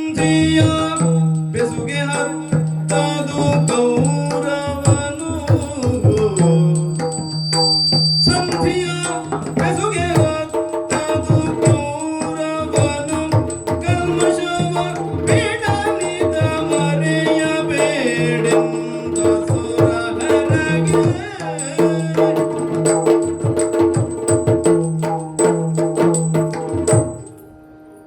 ದೇವರೇ, ಸಹದೇವ. ಸಂಧಿಯೇ ನಿರ್ಣಯವಾದ ಮೇಲೆ ಆ, ಅಣ್ಣನ ಅಭಿಮತ ಏನು ಎನ್ನುವುದನ್ನ ತಿಳಿದ ನಂತರದಲ್ಲಿ ಹಾ, ಪೂರ್ವದಲ್ಲಿ ಬಂದಂತಹ ಯಾರೇ ಇರಬಹುದು, ಸಂಜಯರಿರಬಹುದು, ಸನಕಾದಿಗಳೇ ಇರಬಹುದು, ಆ, ಎಲ್ಲರೂ ನೇರವಾಗಿ ಅಣ್ಣನ ಅಭಿಮತವೇ ಎಲ್ಲರ ಅಭಿಮತವಾಗಿರುತ್ತದೆ ಎನ್ನುವ ನೆಲೆಯಲ್ಲಿಯೇ ಹೊರಟಿ ನಿಂತವರಾದರೂ ಸಹ ಆ, ಸಂಜಯರಲ್ಲಿ ಅಣ್ಣ ಆಡಿದ ಮಾತು ನೀತಿಯಾಗಲಿ ಕಡುಗವಾಗಲಿ ನೀತಿಯಾಗಲಿ ಒಡೆಯ ಲಕ್ಷ್ಮೀರಮಣನಂತಹ ಎನ್ನುವುದು ಅಣ್ಣನ ವಾಕ್ಯ. ಅಂದ್ರೆ ಯಥಾರ್ಥಕ್ಕೆ ಕೃಷ್ಣನೇ ಬರ್ತಾನೆ. ಹಾ, ಆವಾಗಲೇ ಸಂಧಿಗೆ ಕೃಷ್ಣನೇ ಸೂಕ್ತವಾದಂತಹ ವ್ಯಕ್ತಿ ಎನ್ನುವುದಾಗಿ ಆಯ್ಕೆ ಮಾಡಿ ಜವಾಬ್ದಾರಿಯನ್ನ ನಿನ್ನ ಪಾದ ಬುಡದಲ್ಲಿ ಇರಿಸಾಗಿದೆ. ಸಂಧಿಗೆ ಹೋಗುವ ಪೂರ್ವದಲ್ಲಿ ಒಬ್ಬೊಬ್ಬರದಾಗಿಯೇ ನಿರ್ಣಯವೇನು ಎನ್ನುವುದನ್ನು ಬೇರೆ ಬೇರೆಯಾಗಿಯೇ ಕೇಳುತ್ತಾ ನನ್ನವರೆಗೂ ಬಂದು ನಿಂತಿದ್ದೀಯ ದೇವರೇ. ಆ, ಅಣ್ಣನ ನೀತಿ ಯಾವಾಗಲೂ ಒಂದೇ ನೀತಿ. ವಿಷ ಇಕ್ಕಲಿ ಊಟಕ್ಕೆ, ಮನೆಗೆ ಬೆಂಕಿ ನೀಡಲಿ, ಯಾವುದೇ ದುಷ್ಕೃತ್ಯವನ್ನ ಮಾಡಿದರೂ ಸಹ ಕೌರವ ಸುಖಿಯೆಂದು ಕೇಳಿದರೆ ಸಾಕೆನಗೆ, ನನಗೆ ವನವಾಸವಾದರೂ ಆದಿತ್ತು. ಆ ನೆಲೆಯಲ್ಲಿ ಅಣ್ಣ ಬದ್ಧನಾಗಿ ನಿಂತವ. ಹಾಗಂತ ಸಂಜಯರು ಬಂದಾಗಲೂ ಅಣ್ಣ ಕೇಳಿದ್ದದನ್ನೇ. ಆ, ಕತ್ರಿಮದಲ್ಲಿ ಪಾಂಡವರ ಸೋಲಿಸಿ ಭೂತಳವೆಲ್ಲ ನಾನೂರ್ವನೇ ಸೂರ್ಯಗೊಂಬನೆಂಬ ಭೂಪತಿ ಹೇಗೆ ಅನು ಸ್ವಸ್ಥವೇ ಅಂತ ಕೇಳಿದ್ದು ಅಣ್ಣ. ಅಷ್ಟೆಲ್ಲ ದುಷ್ಕೃತ್ಯಗಳನ್ನ ಮಾಡಿದರೂ ಸಹ ಆ, ಕೌರವೇಶ್ವರನ ಆರೋಗ್ಯವನ್ನ ವಿಚಾರಿಸುತ್ತಾನೆ ಅಂತಾದರೆ ನಮ್ಮಣ್ಣನಾದಂತಹ ಧರ್ಮ ನಿಷ್ಠೆ ಎಷ್ಟು ಎನ್ನುವುದನ್ನ ನೀನು ಅರಿತಿದ್ದೀಯ. ಆ, ಅದನ್ನೇ ಪಾಲಿಸಿಕೊಂಡು ಬಂದವರು ನಾವು. ಇಲ್ಲಿಯವರೆಗೆ ಒಂದೇ ಅಭಿಮತದಿಂದ ಹೊರಟದ್ದು ನಾವು ಪಾಂಡವರು ಸಮಷ್ಟಿ ರೂಪದಲ್ಲಿ. ಆ, ಚಿತ್ರಸೇನನ ಪ್ರಕರಣದಲ್ಲಿ ಅಣ್ಣ 150 ಅಂತ ಹೇಳಿದ್ದಾನೆ, ಅದು ಹೊರಗಿನವರಿಗಾದರೆ. ಆದರೆ ಪಾಂಡವರು ಮತ್ತು ಕೌರವರ ನಡುವೆ ನಡೆಯಬಹುದಾದಂತಹ ಯುದ್ಧದಲ್ಲಿ ಪಾಂಡವರದಾದಂತಹ ಒಕ್ಕಟ್ಟು ಹೇಗಿದೆ ಎನ್ನುವುದನ್ನ ಮತ್ತೊಮ್ಮೆ ನಿನಗೆ ಆಂತರಿಕವಾಗಿ ತಿಳಿದಿದ್ದರೂ ಸಹ ಸಾರ್ವತ್ರಿಕವಾಗಿ ಯಾರ್ಯಾರ ಮನಸ್ಸಿನಲ್ಲಿ ಏನಿದೆ ಎನ್ನುವುದನ್ನ ಬಹಿರಂಗಪಡಿಸಬೇಕು ಎನ್ನುವುದು ನಿನ್ನ ನಿರ್ಧಾರವಾದ್ದರಿಂದಲೇ ಸ್ವಲ್ಪ ಮಾತನಾಡುವುದಕ್ಕೆ ಮುಂದಾದದ್ದು. ಆ, ಅಣ್ಣ ಸಂಧಾನವನ್ನ ಗೈದು ಬರಬೇಕು ಅಂತ ಹಿರಿಯಣ್ಣ ಹೇಳಿದ. ಆ, ಕಾಡಿಗೆ ಹೊರಡುವ ಪೂರ್ವದಲ್ಲಿಯೇ ಯುದ್ಧ ಘಟಿಸಿತು ಅಂತಾದರೆ ಯಾರ್ಯಾರನ್ನ ಕೊಲ್ಲಬೇಕು, ಹೇಗೆ ಕೊಲ್ಲಬೇಕು ಎನ್ನುವುದನ್ನ ಶಪಥ ಪೂರ್ವಕವಾಗಿಯೇ ಪ್ರತಿಜ್ಞೆಯನ್ನ ಮಾಡಿ ಹೊರಟವರು. ಅಂತಹ ನಿರ್ಣಯಗಳನ್ನೆಲ್ಲವನ್ನ ಬದಿಗಿರಿಸಿ ಅಣ್ಣನ ಮಾತಿಗೆ ಹೋಗ್ಬಿಟ್ಟು ಭೀಮಸೇನಂತವನು ಅಣ್ಣನಿಗೆ ನೀತಿಯಾದರೆ ನಿನ್ನ ಮನ ಕೊಪ್ಪಿದರೆ ಕೌರವ ಧರಣಿಯ ನಿತ್ತರೆ ನನಗೇನು ಎನ್ನುವುದ ಮಾತನ್ನೇ ಆಡ್ತಾನೆ. ಅದವನ ಅಭಿಪ್ರಾಯ ಅಲ್ಲ ನೋಡು, ಅಭಿಪ್ರಾಯ ಅಲ್ಲ, ಅದೇನು ಅಂತ ಹೇಳಲೇ ಇಲ್ಲ. ಅಂದ್ರೆ ಆತನಿಗೂ ಗೊತ್ತಿದೆ ಇದು ಪೂರ್ಣವಾಗಿ ತೀರ್ಮಾನವಾಗಲಿಕ್ಕೆ ಸಾಧ್ಯವಿಲ್ಲ. ನಿಮ್ಮ ಮೂವರಲ್ಲಿ ಏನಾದರೂ ತೀರ್ಮಾನವಾದರೆ ಅದಕ್ಕೆ ನನ್ನ ಒಪ್ಪಿಗೆ. ಯಾಕೆಂದ್ರೆ ಕೌರವನ ಗುಣ ಏನು ಎನ್ನುವುದನ್ನು ಬಲ್ಲ, ಧರ್ಮರಾಯನ ಧರ್ಮನಿಷ್ಠೆಯನ್ನು, ಧರ್ಮರಾಯನ ಗುಣ ಎಷ್ಟು ಮಹತ್ವರವಾದದ್ದೇನು ಎನ್ನುವುದನ್ನು ಸಹ ಅಣ್ಣ ಬಲ್ಲ. ಇನ್ನು ಅಣ್ಣಂದಿರಿರುವರು ಅರ್ಜುನರೋ ನಕುಲರೋ, ನೀನು ಅಣ್ಣಂದಿರು ಆಡಿದ ಮೇಲೆ ನಮ್ಮ ಅಭಿಮತ ಏನು ಬೇರೆ ಇಲ್ಲ ಎನ್ನುವುದಾಗಿ ಹೇಳಿ ಸಂಧಿಗೆ ನಿನ್ನನ್ನ ಬೀಳ್ಕೊಡುವುದಕ್ಕೆ ಮುಂದಾದರು. ಕೊನೆಯಲ್ಲಿ ನನ್ನ ಸರದಿ ಬಂದದ್ದಲ್ವ. ಹಾಗಾದರೆ ಭವಿಷ್ಯವನ್ನ ಸ್ವಲ್ಪ ಮಟ್ಟಿಗಾದರೂ ಬಲ್ಲಂತಹ ನಾನು, ಕೌರವನ ಗುಣಗಳನ್ನು ಬಲ್ಲಂತಹ ನಾನು, ಅಲ್ಲ ಭವಿಷ್ಯದಲ್ಲಿ ಏನಾಗುತ್ತದೆ ಏನು ಮಾಡಬೇಕು ಎನ್ನುವುದನ್ನ ನಿನಗಿಂತ ಹೆಚ್ಚು ಬಲ್ಲವನು ನಾನಲ್ಲ. ಯಾಕೆಂದರೆ ಯುದ್ಧವೇ ಘಟಿಸುತ್ತದೆ, ಯುದ್ಧವನ್ನೇ ಮಾಡಿ ತೀರುತ್ತೇವೆ ಅಂತ ಹೇಳಿ ನಿಂತ ಭೀಮಾರ್ಜುನರ ಮಾತುಗಳಲ್ಲಿಯೂ ವ್ಯತ್ಯಾಸ ಬರ್ತದೆ ಅಂತಾದರೆ, ಯಾರ ಮನಸ್ಸಿನ ಚಿತ್ತಭಿತ್ತಿಯಲ್ಲಿ ಏನಿದೆ, ಯಾವಾಗ ಯಾರ ಬಾಯಿಂದ ಏನನ್ನ ಹೊರಡಿಸಬೇಕು ಎನ್ನುವುದನ್ನು ಸಂಪೂರ್ಣವಾಗಿ ನೀನು ಅರಿತಿದ್ದೀಯ. ಆದರೂ ಏನು ಎನ್ನುವುದನ್ನ ನನ್ನಲ್ಲಿಯೇ ಕೇಳುವುದಾದರೆ, ಹೊಂದಾಣಿಕೆ ಎನ್ನುವುದು ಕೌರವರಿಗೂ ಪಾಂಡವರಿಗೂ ಕಷ್ಟ ದೇವರು. ಸ್ನೇಹಕ್ಕೋ ಅಥವಾ ಸಮರಕ್ಕೋ ಸರಸಕ್ಕೋ ಒಂದು ಸಮಾನ ಮನಸ್ಸು ಎನ್ನುವುದು ಬೇಕಾಗುತ್ತದೆ. ಮಾತಿಗೆ ಅಡಿ ಆರಂಭ ಇಟ್ಟಾಗಲೇ ನನಗನ್ನಿಸಿದ್ದು ಒಂದು ಹೊಸ ರಾಗ ಹುಟ್ಟುತ್ತದೆ. ಸ್ವಲ್ಪ ರಾಗದಲ್ಲಿ ಏನೋ ಬದಲಾವಣೆ ಆಗುತ್ತದೆ ಅಂತ ನೀವು ಗ್ರಹಿಸಿದ್ದು ಸತ್ಯ. ಆ ಬದಲಾವಣೆ ಇರುವುದರಿಂದಲೇ ಇಷ್ಟು ಉದ್ದವಾಗಿ ಮಾತನಾಡಬೇಕಾಯಿತು. ಬೆಸುಗೆ ಎನ್ನುವುದು ಹತ್ತಿಕೊಳ್ಳಬೇಕಾದ್ರೆ ಒಂದು ಸಾಮ್ಯತೆ ಎನ್ನುವುದು ಬೇಕಾಗುತ್ತದೆ. ಖಂಡಿತ. ಈಗ ಕೌರವನಲ್ಲಿಯೇ ಇರಬಹುದು, ಕೌರವನ ಗುಣದಲ್ಲಿಯೇ ಇರಬಹುದು, ಆತನ ನಡೆಯುವ ವ್ಯವಹಾರದಲ್ಲಿಯೇ ಇರಬಹುದು,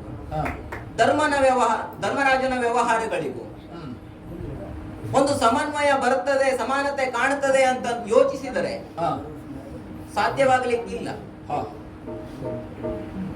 ಅಧರ್ಮದ ದಾರಿಯನ್ನೇ ತುಳಿಯುವುದು ದುರ್ಯೋಧನನಾದಂತಹ ಆತನ ಗುಣಗಳು.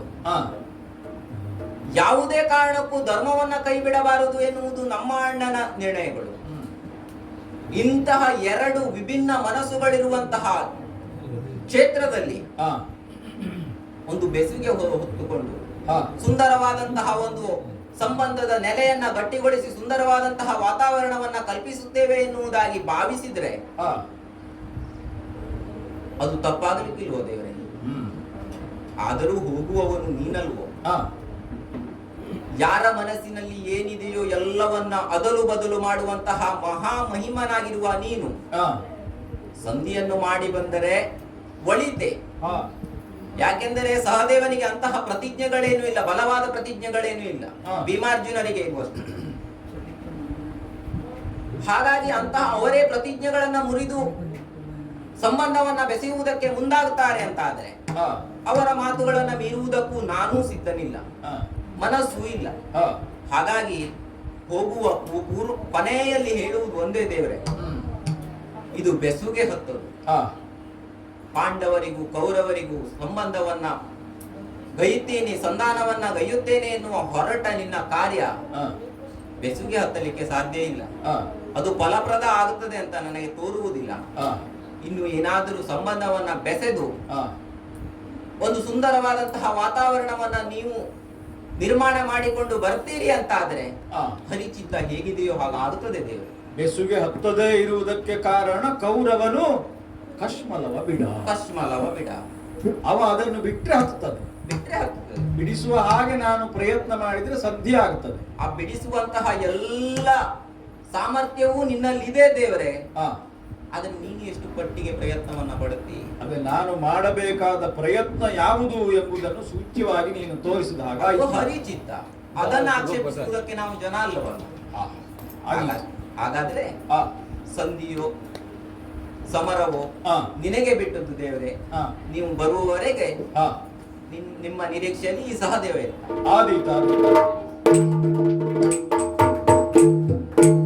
ಐವರ ಅಭಿಪ್ರಾಯವನ್ನು ಸಂಗ್ರಹ ಮಾಡಿ ಆಯಿತು. ಎಲ್ಲರ ಮನಸ್ಸಿನಲ್ಲಿಯೂ ಕೌರವನ ಕುರಿತಾದಂತಹ ವಿರೋಧ ಎನ್ನುವುದು ಸ್ಪಷ್ಟವಾಗಿ ಕಾಣಿಸುತ್ತದೆ. ಆದರೆ ಯಾರೂ ಕೂಡ ತಮ್ಮ ಮನಸ್ಸಿನೊಳಗಿನ ದುಗುಡವನ್ನು ಹೇಳಿಕೊಳ್ಳುವುದಕ್ಕೂ ಸಿದ್ಧರಿಲ್ಲ. ಅವರೆಲ್ಲರನ್ನು ಕಟ್ಟಿ ಹಾಕಿದ್ದು ಧರ್ಮರಾಯನ ಧರ್ಮ, ಅವನ ಕರುಣೆ. ಅಣ್ಣ ಆಡಿದ ಮಾತಿಗೆ ನಾವು ಪ್ರತಿಯಾಡುವವರಲ್ಲ. ಅಣ್ಣನೇ ಸಂಧಿಯನ್ನು ಬಯಸಿದ್ದಾನೆ ಅಂತಾದ್ರೆ ಸಂಗ್ರಾಮವನ್ನು ಬಯಸುವುದಕ್ಕೆ ನಾವ್ಯಾರು? ಸಂಧಿ ಆಗುತ್ತದೆ ಅಂತಾದ್ರೆ ಮಾಡಿಕೊಂಡು ಬಾ ಕೃಷ್ಣ ಅಂತ ಎಲ್ಲರೂ ಹೇಳಿದ್ದಾರೆ. ಐವರನ್ನು ಕೇಳಿದಲ್ಲಿಗೆ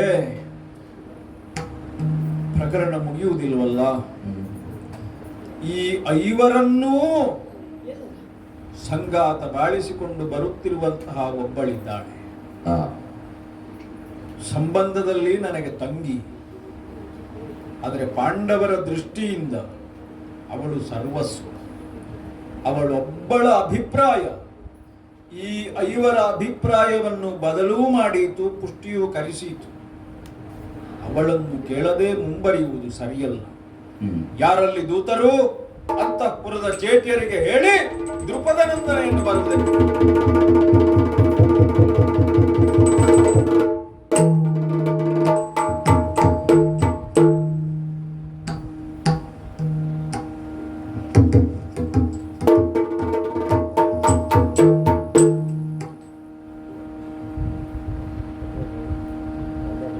ಅರವಿಂದ ಮುಖಿತಾದು ಹರ್ಷವಂಸನಸಮೋ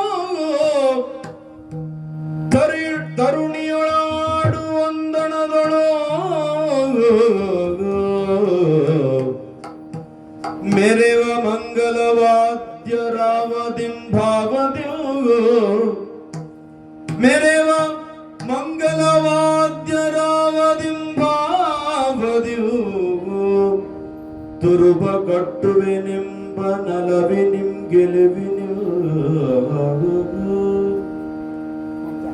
ತುರುಬ ಕಟ್ಟುವೆ ನಿಂಬ ನಲವಿ ನಿಮ್ ಗೆಲುವಿನಿಂ ಬಂದಳ ಭೀಮನೆಡೆಗೆ ಆ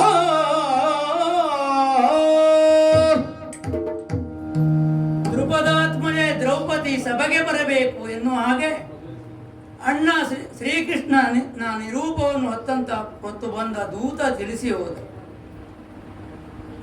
ಮೊನ್ನೆ ಸಂಜಯರು ಬಂದಾಗಲೇ ನಮ್ಮವರೆಲ್ಲರ ಮನದ ಆಳವನ್ನು ಅವನಲ್ಲಿ ತೋಡಿಕೊಂಡಾಗಿದೆ.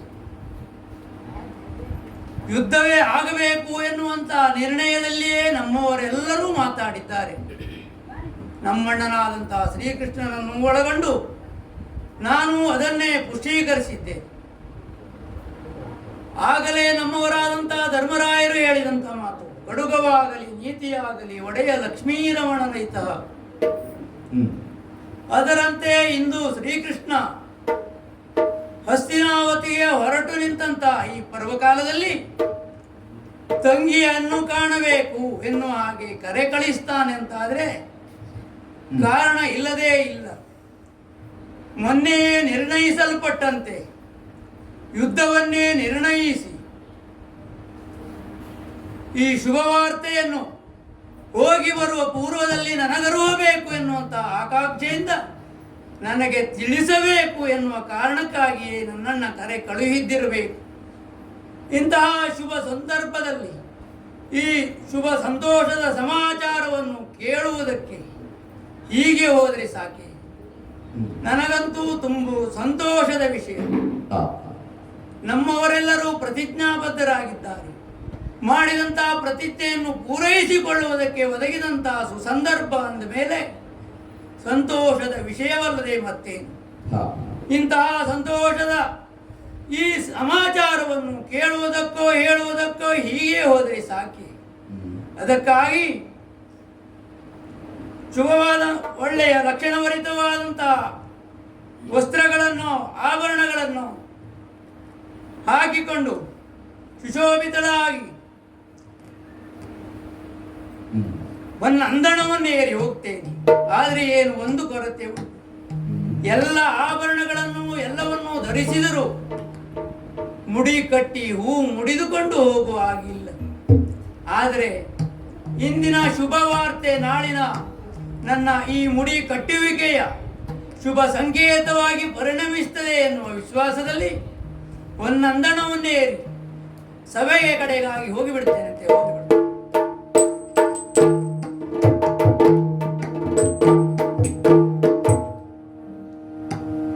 ಯಾರು?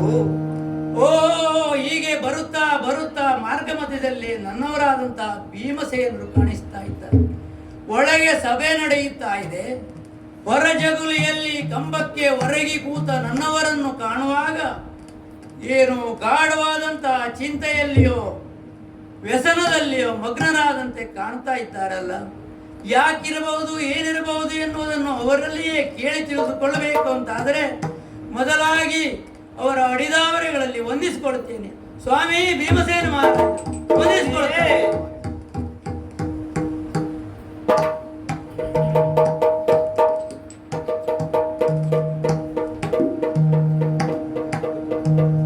ಕೋಮಲಾಗಿ ಕೇಳು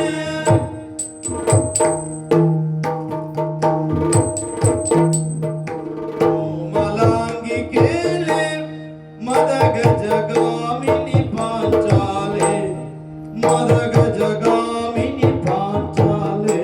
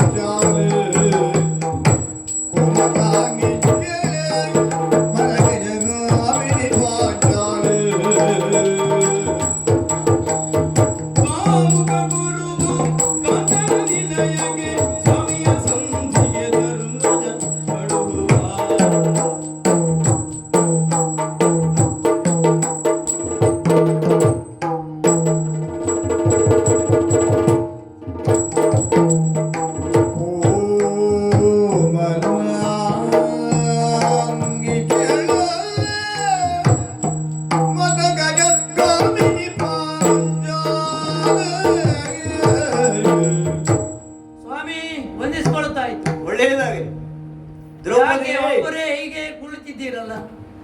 ಈಗ ಒಳಗಡೆ ಏನಾಗ್ತಾ ಉಂಟು ಅಂತ ನಿನಗೆ ಗೊತ್ತಾಗ್ಲಿಲ್ವ? ಎಲ್ಲ ಗೊತ್ತಾಗ್ಲಿಲ್ಲ. ಈಗ ಕರೆ ಕಳಿಸಿದ್ರಿಂದ ಬರ್ತಾ ಇದ್ದೆ. ಸಭೆ ನಡೀತಾ ಇತ್ತು, ಅಲ್ಲಿಂದ ಹೊರಗೆ ಬಂದು ಕುಳಿತಿದ್ದೆ ಯಾಕು ಅಂತ ನಮ್ಮ ಕಾರ್ಯಕ್ರಮ ಮುಗಿಯಿತು, ಈ ಕಡೆ ಬಂದು ಕುಳಿತವ ನಾನು. ಹೌದೇ? ಮುಂದಿನ ಕಾರ್ಯಕಲಾಪಗಳಿಗೂ ನಿಮಗೂ ಏನು ಸಂಬಂಧ ಇಲ್ಲದವರಾಗಿ ಕುಳಿತಿದ್ದೀರಿ. ಅಲ್ಲ, ನಮ್ಮ ಅಭಿಪ್ರಾಯವನ್ನು ಕೇಳಿದ ಮೇಲೆ ನಾವು ಹೀಗೆ ಬಂದು ಕುಳಿತುಕೊಂಡು ನಮ್ಮ ಕೆಲಸ ಮುಗಿಯಿತಲ್ಲ. ಹಾ ಕೋಮಲಾಂಗಿಯಾದಂತಹ ನೀನು ಹಾ ಏನು ನಿನ್ನ ಒಂದು ಶೃಂಗಾರ, ಬಲು ಸಂತೋಷ ಅಲ್ವೇ? ಮತ್ತೆ ಮದ ಗಜದಂತೆ, ಮದ ಗಜ ಅಲ್ಲ ಮಂದ ಗಜ ಅಂತ ಹೇಳುವುದು ಒಳ್ಳೆಯದು. ಅದಕ್ಕೆ ಯಾಕೆ ವರ್ಣನ ಮಾಡಿದ್ರೋ ಗೊತ್ತಿಲ್ಲ. ಮದ ಗಜ ಆನೆ ಅಂತಂದ್ರೆ ಬೇಕಾದ ದಾರಿಯಲ್ಲೆಲ್ಲ ಹೋಗುತ್ತದೆ, ಇದು ದಾರಿ ಇದ್ದಲು ಮಾತ್ರ ಹೋಗುವುದು ಸರಿ. ಗಜಗಾಮಿನಿ ಅಂದ್ರೆ ನಿಧಾನ. ಗಜಗಾಮಿನಿ ಅಂತ ಹೇಳುವುದು ಒಳ್ಳೆಯದು. ಸಂತೋಷದಿಂದ ಬರ್ತಾ ಇದ್ದಿ. ಹಾಗಿದ್ರೆ ಈ ವಾರ್ತೆ ನಿನಗೂ ಗೊತ್ತಾಗಿದೆಯೋ ಏನೋ? ಅಲ್ಲ, ಸಂತೋಷ ನಾನು ಒಂದಲ್ಲ, ನಿಮಗೂ ಆಗ್ಬೇಕಾಗಿತ್ತು. ಅಲ್ಲ, ಅದೇ ಹೇಳುವುದು ನಾನೀಗ. ಹಾ ಈಗ ನನಗೆ ಗೊತ್ತಿರೋ ವಿಚಾರ ನಿನ್ನಲ್ಲಿ ಹೇಳಲಿಕ್ಕೆ ಹೊರಟದ್ದು. ಹೌದೇ? ನಾನು ಆ ಕಡೆ ಬಂದ ಮೇಲೆ ನೀನೇ ಸಿಕ್ಕಿಲ್ಲ, ಅಲ್ಲ, ನಾನು ಸಿಗ್ಲಿಲ್ಲ. ನನಗೆ ಗೊತ್ತಿಲ್ಲದ ವಿಷಯ ಅಂತಾದ್ರೆ ಕೇಳುವ ಕೌತುಕ ಕಾತುರ ನನಗೂ. ಅಲ್ಲ, ಮೊನ್ನೆ ಸಂಜೆಗೆ ಬಂದು ಹೋಗಿದ್ದು ಗೊತ್ತುಂಟಲ್ಲ ನಿನಗೆ? ಹೌದು, ಆಗಲೇ ನಿರ್ಣಯ ಆಗಿದೆ. ಹಾಗೆ ಹೌದು. ಅಂದ್ರೆ ನಮ್ಮ ನನ್ನ ವಸತಿ ಅಣ್ಣನಾದಂತಹ ಎದುರು. ಸಂಜೆಯಲ್ಲಿ ಹೋಗುವಾಗ ಹೇಳಿದ ಮಾತು ಎಲ್ಲರಿಗೂ ಬಾಯಪಾಠ ಆಗಿದೆ ಅದೀಗ. ಹೌದು, ನಮ್ಮ ಯಾವುದು? ಹೊರಡ್ತಿದ್ದಾರೆ. ಕೊಡುಗವಾಗಲಿ ನೀತಿಯಾಗಲಿ ಒಡೆಯ ಲಕ್ಷ್ಮೀ ರಮಣನ ಇದ್ದ, ಅಂದರೆ ಪಾಂಡವ ಪ್ರತಿನಿಧಿಯಾದಂತಹ ದೇವನಾದಂತಹ ಕೃಷ್ಣ ಪಾಂಡವರ ಮಾತನ್ನಾಡುವುದಕ್ಕಾಗಿ ಕೌರವನ ಆಸ್ಥಾನಕ್ಕೆ ಹೋಗುತ್ತಾನೆ. ಹಾ. ಹಾಗಿದ್ರೆ ಇಂದು ನಡೆದಂತಹ ನಿರ್ಣಯ ಹ್ಮ್. ಮಾತು ಏನು? ಹಾ. ಕೌರವನ ಕುರಿತಾಗಿ ಮೃದುತ್ವವನ್ನೇ ಇನ್ನೂ ಹೊಂದಿದ್ದಾನೆ. ಅವ್ರ ಮೇಲೆ ಹಾಗೆ ಯಾಕೆ ಯುದ್ಧದ ಸಿದ್ಧತೆ ಅವರಲ್ಲಿಯೂ ಆಗಿದೆ, ನಮ್ಮಲ್ಲಿಯೂ ಆಗಿದೆ. ಆಗಿದೆ. ಯಾಕೆ 11 ಅಕ್ಷೋಹಿಣಿ ಬಲದೊಂದಿಗೆ ಅವರು ಕೌರವ ಸೇನೆ ನಿಂತಿದೆ, 7 ಅಕ್ಷೋಹಿಣಿ ನಮ್ಮ ಪಾಲಿಗೆ ನಮ್ಮಲ್ಲಿಯೂ ಉಂಟು. ಹಾಗಿದ್ರೆ ಪಾಂಡವರ ಬೆನ್ನೆಲುಬಾಗಿ ನಿಂತಂತವನು ದೇವನಾದಂತಹ ಕೃಷ್ಣ. ಹಾ. ದೇವತ್ವದ ಶಕ್ತಿ ಉಂಟು. ಬ್ರಾಹ್ಮಣರ ಋಷಿಮುನಿಗಳ ಪೂರ್ಣಾನುಗ್ರಹವನ್ನು ಹೊಂದಿದ್ದೇವೆ. ಮತ್ತೊಂದು ನಮಗಿರುವಂತಹ ನೈತಿಕ ಬಲ ಅಂತಂದ್ರೆ ನಾವಿರುವಂತಹದ್ದು ಧರ್ಮದ ಮಾರ್ಗ ಅನ್ನುವಂತಹ ಒಂದು ಬಲವಾದಂತಹ ನಿರ್ಣಯ ನಮಗುಂಟು. ಹೌದು. ಹಾಗಿದ್ರೆ ಇಂದಿನ ಸಭೆಯಲ್ಲಿ ಹಾ. ನಮ್ಮಣ್ಣನಾದಂತಹ ಸಾಕ್ಷಾತ್ ಧರ್ಮಮೂರ್ತಿ ಅಂತಲೇ ಅವನನ್ನು ಕರೆಯುವುದು. ಹ್ಮ್. ಅವ ಹೇಳಿದ ಮಾತೇನು? ದೇವನು ಆದಂತಹ ಕೃಷ್ಣನಲ್ಲಿ ಹಾ. ಕರಮುಗಿದು ಕೇಳಿಕೊಂಡಿದ್ದಾನೆ, ನಮ್ಮ ಪ್ರತಿನಿಧಿಯಾದಂತಹ ನೀನು ಹಾ. ಹಸ್ತಿನಾವತಿಗೆ ಹೋಗಿ ಹ್ಮ್. ಪಾಂಡವರ ಕುರಿತಾದ ನಿಲುವೇನು ನಿರ್ಣಯ ಏನು ಅನ್ನುವುದನ್ನು ನೀನು ಹೇಳಬೇಕು. ಏನಂತೆ? ದಾಯ ಭಾಗದೊಳು 5 ಗ್ರಾಮ ಅರ್ಧ ರಾಜ್ಯ ಕೊಡ್ತಾನ ಬಿಡ್ತಾನೆ, ಕೊಡದೆ ಇದ್ದ ಅರ್ಧ ರಾಜ್ಯವನ್ನಾದರೂ ಹಾ. ಪಾಂಡವರು ಉಪಜೀವನ ಮಾಡುವುದಕ್ಕಾದರೂ ಜನಕ್ಕೊಂದೊಂದು ಗ್ರಾಮ, ಒಂದೊಂದು ಗ್ರಾಮವನ್ನು ಅದನ್ನು ಕೊಟ್ಟ ಅಂತಾದರೆ ಹಾ. ಸಂತೋಷದಿಂದ ಸ್ವೀಕರಿಸಲಿಕ್ಕೆ ಪಾಂಡವರು ಸಿದ್ಧರಿದ್ದೇವೆ. ಓ. ಕೃಷ್ಣನಲ್ಲಿಯೂ ಹೇಳಿದ್ದಾನೆ, ಹಾ. ಸುವಿವೇಕದಿಂದ ಗುರುರಾಯನಿಗೆ ಯಾವುದೇ ಅವಿವೇಕದ ಭಾವನೆ ಬರದೆ ಹಾ. ಸಂತೋಷದಿಂದ ಇದನ್ನು ಕೊಡುವಂತಹ ಪ್ರಯತ್ನವನ್ನು ನೀನು ಮಾಡಬೇಕು ಅಂತ ಹೇಳಿದ್ದಾನೆ. ಹಾ. ಹಾಗಿದ್ದಾವಾಗ ದೇವನಾದಂತಹ ಕೃಷ್ಣ ಹ್ಮ್. ಅವ ಸುಮ್ಮನೆ ಹೊಡೆಯಲಿಲ್ಲ. ಅಲ್ಲ, ಮತ್ತೆ ಅವ ಮಾಡಿದಂತಹ ದುಷ್ಕೃತ್ಯಗಳನ್ನೆಲ್ಲ ಎಣಿಸಿ ಎಲ್ಲರೂ ನೆನಪು ಮಾಡಿ ಹೇಳಿದ. ಹಾ. ನೋಡು, ಸಣ್ಣವನಿರುವಾಗ ಭೀಮನಿಗೆ ವಿಷ ಹಾಕಿದವನು, ಹೌದಪ್ಪ. ಉಣ್ಣುವ ಅನ್ನಕ್ಕೆ ವಿಷ ಹಾಕಿದವನು, ಅರಗಿನ ಮನೆಗೆ ಬೆಂಕಿ ಹಚ್ಚಿದವನು, ಮತ್ತೆ ಜೂತ ಪ್ರಕರಣದಿಂದ ಮೋಸದ ಜೂತದಿಂದ ನಿಮ್ಮನ್ನು ಕಾಡಿಗತ್ತಿದವನು, ಗೋಗ್ರಹಣ ಮಾಡಿದವನು, ಮತ್ತೆ ಹೆಚ್ಚು ಏನು ನಿಮ್ಮ ಮಡದಿಯಾದಂತಹ ದ್ರೌಪದಿಯ ವಸ್ತ್ರಾಪಹರಣಕ್ಕೆಲ್ಲ ಮುಂದಾದವನು. ಇದನ್ನೆಲ್ಲ ಒಂದೊಂದನ್ನು ನೆನಪು ಮಾಡಿ ಅವನಿಗೆ ಹೇಳಿದ. ಆಗ ಅವನ ಅಭಿಪ್ರಾಯ ಬದಲಾಗ್ಲಿಲ್ಲ. ಏನ್ ಹೇಳಿದ? ಏನ್ ಹೇಳ್ತಾನೆ? ಅವ ಮಾಡಿದ್ದಲ್ವ ಅದು? ಅವತನ ದುಷ್ಕೃತವೋ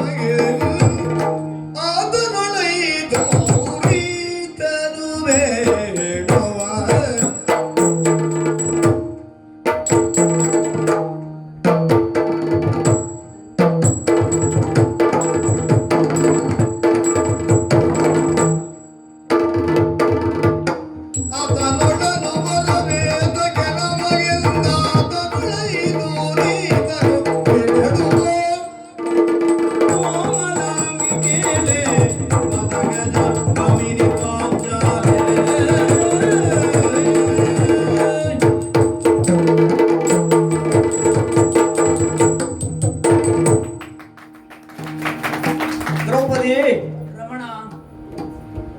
ಅಣ್ಣನಾದಂತಹ ಧರ್ಮಜ ಹಾ.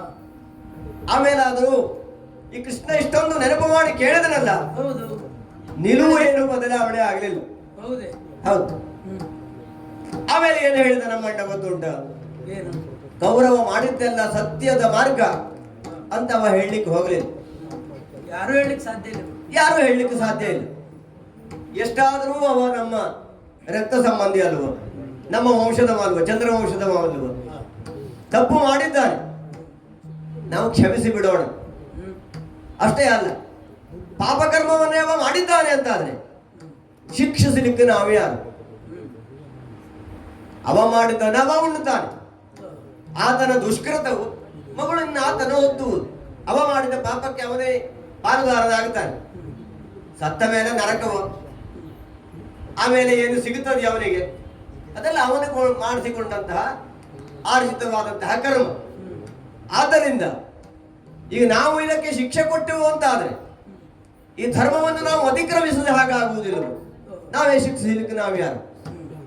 ಆದ್ದರಿಂದ ಅವ ಮಾಡಿದ್ದ ನಾವ ಉಣ್ಲಿ ಹೀಗೆ ಹೇಳಿ ದೇವನಾದಂತಹ ಕೃಷ್ಣನಿಂದಲೂ ಇದಕ್ಕೆ ಏನು ಮಾತಾಡ್ಲಿಕ್ಕೆ ಆಗದೆ ಹಾಗೆ ನಮ್ಮ ಧರ್ಮರಾಯ ಯಾವಾಗಲೂ ಹಾಗೆ ಹೇಳುವವನೇ. ಜ್ಞಾತಿಗಳಲ್ಲಿ ದ್ವೇಷ ಬೇಡ, ಯುದ್ಧ ಬೇಡ, ಸಂಧಾನವೇ ಲೇಸು, ವನವಾಸವಾದರೂ ಅಡ್ಡಿಲ್ಲ ಅಂತ ಹೇಳ್ತಾ ಇರುವವನೇ. ಆದ್ದರಿಂದ ಅವರು ಹಾಗೆ ಹೇಳ್ತಾರೆ ಅಂತ ನಿಮ್ಮ ಅಭಿಪ್ರಾಯವನ್ನು ಕೇಳಲಿಲ್ಲವ ಶ್ರೀಕೃಷ್ಣನ ಪರಮಾತ್ಮ? ಅಲ್ಲ, ಕೇಳಿದ್ದಾನೆ. ಅಣ್ಣನ ಅಭಿಪ್ರಾಯಕ್ಕೆ ನೀವು ಅನುಮೋದನೆ ನೀಡಿದಿರು. ಉಳಿದವರಾದ್ರೆ ಅನುಮೋದಿಸಬಹುದು. ನಕುಲ ಸಹದೇವರು ಸಣ್ಣವರು ಅಂತ ಎಂಬ ನೆಲೆಯಲ್ಲಿ ಅರ್ಜುನ ದೇವರು ಅನುಮೋದಿಸಿದರೆ, ನೀವು ಇದಕ್ಕೆ ಒಪ್ಪಿದರೆ ಯುದ್ಧ ಆಯಿತು ಅಂತ ಆದ್ರೆ ಇಡೀ ವಂಶದಲ್ಲಿ ಎಷ್ಟೆಷ್ಟೋ ಜನ ರಾಜರುಗಳು ಸಾಯ್ತಾರೆ, ಸಂಬಂಧಿಗಳು ಸಾಯ್ತಾರೆ, ಬಂಧು ಹತ್ಯೆ ದೋಷ ಆಗುತ್ತದೆ. ಅದರಿಂದ ಎಷ್ಟೋ ಸ್ತ್ರೀಯರಲ್ಲಿ ಕಣ್ಣೀರು ಬರ್ತದೆ, ವಿಧವೆಯರಾಗ್ತಾರೆ, ಮಕ್ಕಳು ಅನಾಥರಾಗುತ್ತಾರೆ. ಇಂತಹ ರಕ್ತಪಾತ ಯಾಕೆ ಬೇಕು? ಆದ್ರಿಂದ ಅವನಲ್ಲಿ ಯುದ್ಧ ಯಾಕೆ ಬೇಕು? 5 ಗ್ರಾಮವನ್ನು ಇತ್ತ ಅಂತಾದ್ರೆ ಸಂತೋಷದಿಂದ ಇರೋಣ. ರಾಜ್ಯವಾದ್ರೇನು, ಕಾಡಾದ್ರೇನು, ಕಾಡಿನಲ್ಲಿದ್ದು ಪಾಂಡವರಿಗೆ ಅಭ್ಯಾಸವಾಗಿದೆಯಲ್ಲ, ಆ ನಾಡಿನಲ್ಲಿ ಎಷ್ಟನ್ನು ಕೊಡ್ತಾನೆ ಅಷ್ಟನ್ನು ನಮ್ಮ ಪಾಲನೆ ತೆಗೆದು ಸಂತೋಷದಿಂದ ಇರೋಣ, ಕೌರವನು ಸುಖದಿಂದ ಇದ್ದರೆ ಸಾಕು ಅಂತ ಧರ್ಮರಾಜನ ನಿರ್ಣಯ ಇದು. ಧರ್ಮರಾಜನ ನಿರ್ಣಯ ಏನೋ ಸರಿ, ನಿಮ್ಮ ಅಭಿಪ್ರಾಯವನ್ನು ತಿಳಿಸುದಿಲ್ಲವಲ್ಲಿ.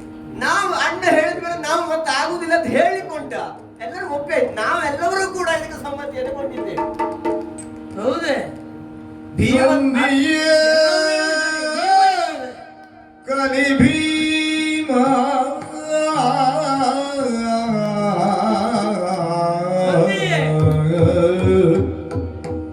ಸಂಧಿಯೇ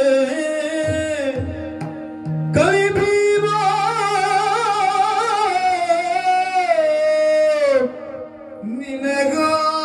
ನಿನಗಾನಂದವೇ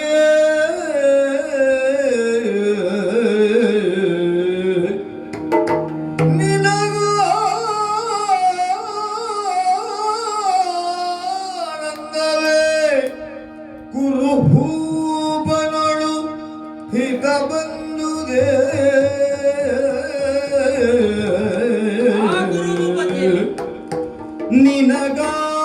ನಿನಗಾನಂದವೇ ಕುರುಭೂಪನಳು ಹಿತ ಬಂದುದೇ ಧರ್ಮಜಗೆ ಪಾರ್ಥಗೆ ಹರಿಗೆ ಸೇನುವತವೇ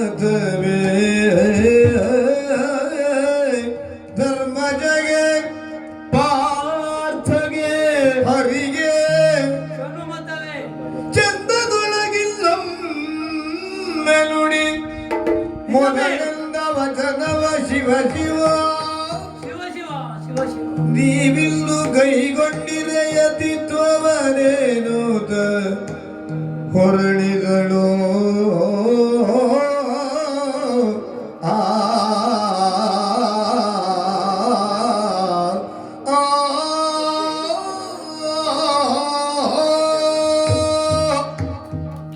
ಸ್ವಾಮಿ, ಸಂಭ್ರಮದಿಂದಲೇ ಸಭೆಗೆ ಹೊರಟಿದ್ದೆ. ಮಾರ್ಗ ಮಧ್ಯದಲ್ಲೇ ನೀವು ಸಿಕ್ಕು ಹೇಳುವಂತ ಮಾತನ್ನು ಕೇಳುವಾಗ ಬರ ಸಿಡಿಲೆ ಮೈಮೇಲೆ ಎರಗಿದಂತ ಅನುಭವ ಆಗ್ತಾ ಇದೆ. ಸಂಧಿಯ ನಿರ್ಣಯವನ್ನೇ ಧರ್ಮಜ ಕೈಗೊಳ್ತಾನೆ ಎಂಬ ನಿರೀಕ್ಷೆ ಒಂದರ್ಥದಲ್ಲಿ ತಪ್ಪಲ್ಲ.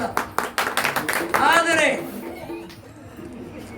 ಯಾವಾಗಲೂ ಯುದ್ಧವೇ ಸಂಘಟಿಸಬೇಕು, ರಣವನ್ನೇ ಗಂಟಿಕ್ಕಬೇಕು, ಧುರ ಧುರ ಧುರ ಎನ್ನುವ ಹಾಗೆ ಆ ಗುರುತಾಗಿಯೇ ಸದಾ ಕಾಲವು ಜಪಿಸುತ್ತಿದ್ದಂತಹ ನಿರೀಕ್ಷಿಸುತ್ತಿದ್ದಂತಹ ನಿಮ್ಮ ಬಾಯಿಂದ ಸಂಧಿಯ ಮಾತೆ ಆಶ್ಚರ್ಯವಾದದ್ದಕ್ಕೆ ಈ ನಿಮ್ಮೆಲ್ಲರ ಮಾತಿಗೆ ಪಾರ್ಥನು ಸಮ್ಮತಿಸಿದನೆ.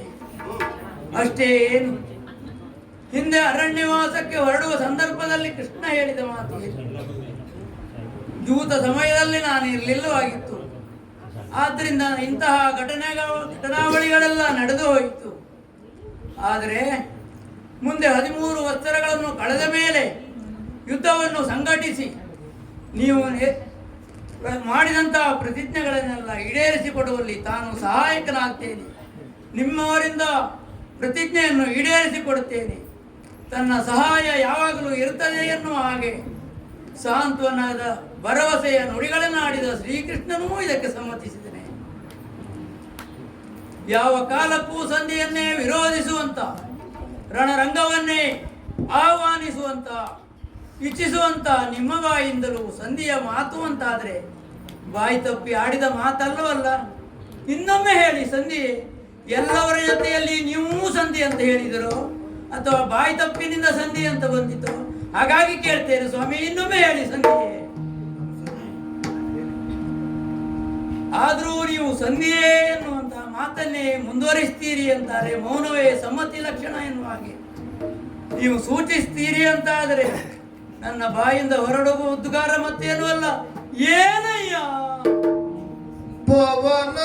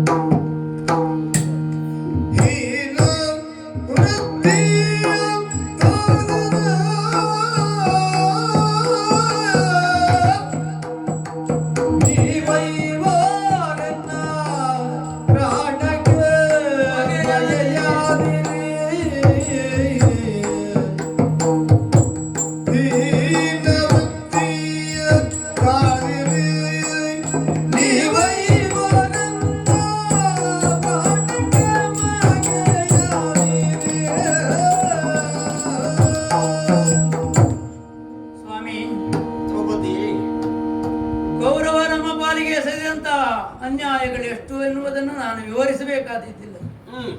ನಾವೆಲ್ಲರೂ ಅನುಭವಿಸಿದವರೇ ಆಗಿದ್ದೇವೆ.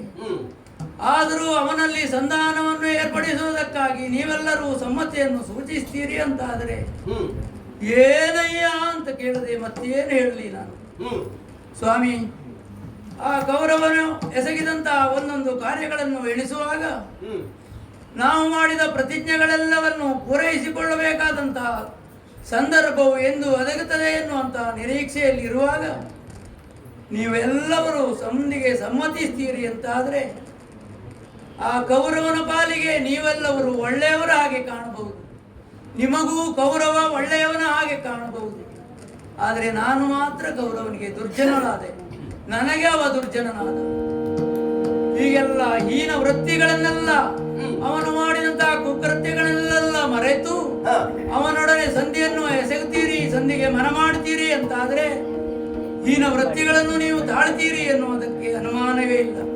ಅಷ್ಟೇ ಅಲ್ಲ, ಕೇವಲ ಕ್ಷತ್ರಿಯ ವೀರರಾದಂತಹ ನೀವು ಮಾಡಿದ ಪ್ರತಿಜ್ಞೆಯನ್ನು ಪೂರೈಸಿಕೊಳ್ಳುವಲ್ಲಿ ಮುಂದಾಗಬೇಕಾಗಿತ್ತೇ ವಿನಃ ಸಂಧಿಗೆ ಅನುವಾಗುವುದಲ್ಲವಾಗಿತ್ತು. ಆದರೆ ಹೀಗೆ ಸಂಧಿಗೆ ಅನುವಾಗ್ತೀರಿ ಅಂತಾದ್ರೆ ನೀವು ಇಂದು ಬೈಕೊಂಡಿರೇ ಯತಿತ್ವ ಎಂದು ಕಳಿಬೇಕಾಗುತ್ತದೆ. ಸನ್ಯಾಸಿಗಳ ಹಾಗೆ, ಯತಿಗಳ ಹಾಗೆ ಅಹಿಂಸಾ ಮಾರ್ಗವನ್ನೇ ಅನುಸರಿಸುವುದಕ್ಕೆ ಹೊರಟಿರಿ ಅಂತಾದ್ರೆ ಏನಯ್ಯ ಪವನ ಜನೆ, ಇಷ್ಟೇ ಅಲ್ಲದೆ ಮತ್ತೇನು ಹೇಳಿ, ಮತ್ತೇನು ಹೇಳಿ. ನದಿ ಮರುಗುದಿರಲ್ಲ, ಯಾಕೆ ಸುಮ್ಮನೆ ಬಗ್ಗಿಸ್ತಾ ಇದ್ದಿ? ಮರುತ್ಸುತ ನುಡಿದ ತಂದಿದಿರುಗಳದಿರು ನಿನ್ನ ಅಳುವೇ ಬೇಡ. ನರಿ ಭಟರ ಮುಂದಿನಲ್ಲಿ ಏನು ಮಾಡುವುದು?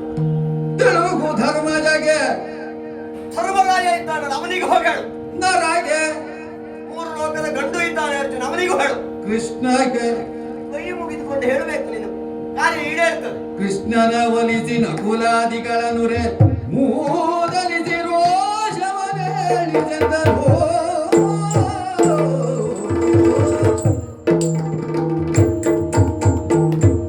ದ್ರೌಪದಿ, ಸ್ವಾಮಿ, ದುಃಖಿಸ್ತಾ ಇದ್ದಿ.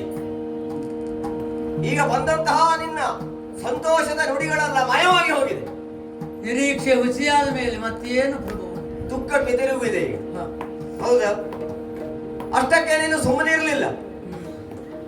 ಭೀಮನನ್ನೇ ಚುಚ್ಚಿನಿಂದ ಕೇಳ್ತಾ ಚುಚ್ಚಿ ಚುಚ್ಚಿ ಮಾತನಾಡಿಸ್ತಾ ಇದ್ದಿ.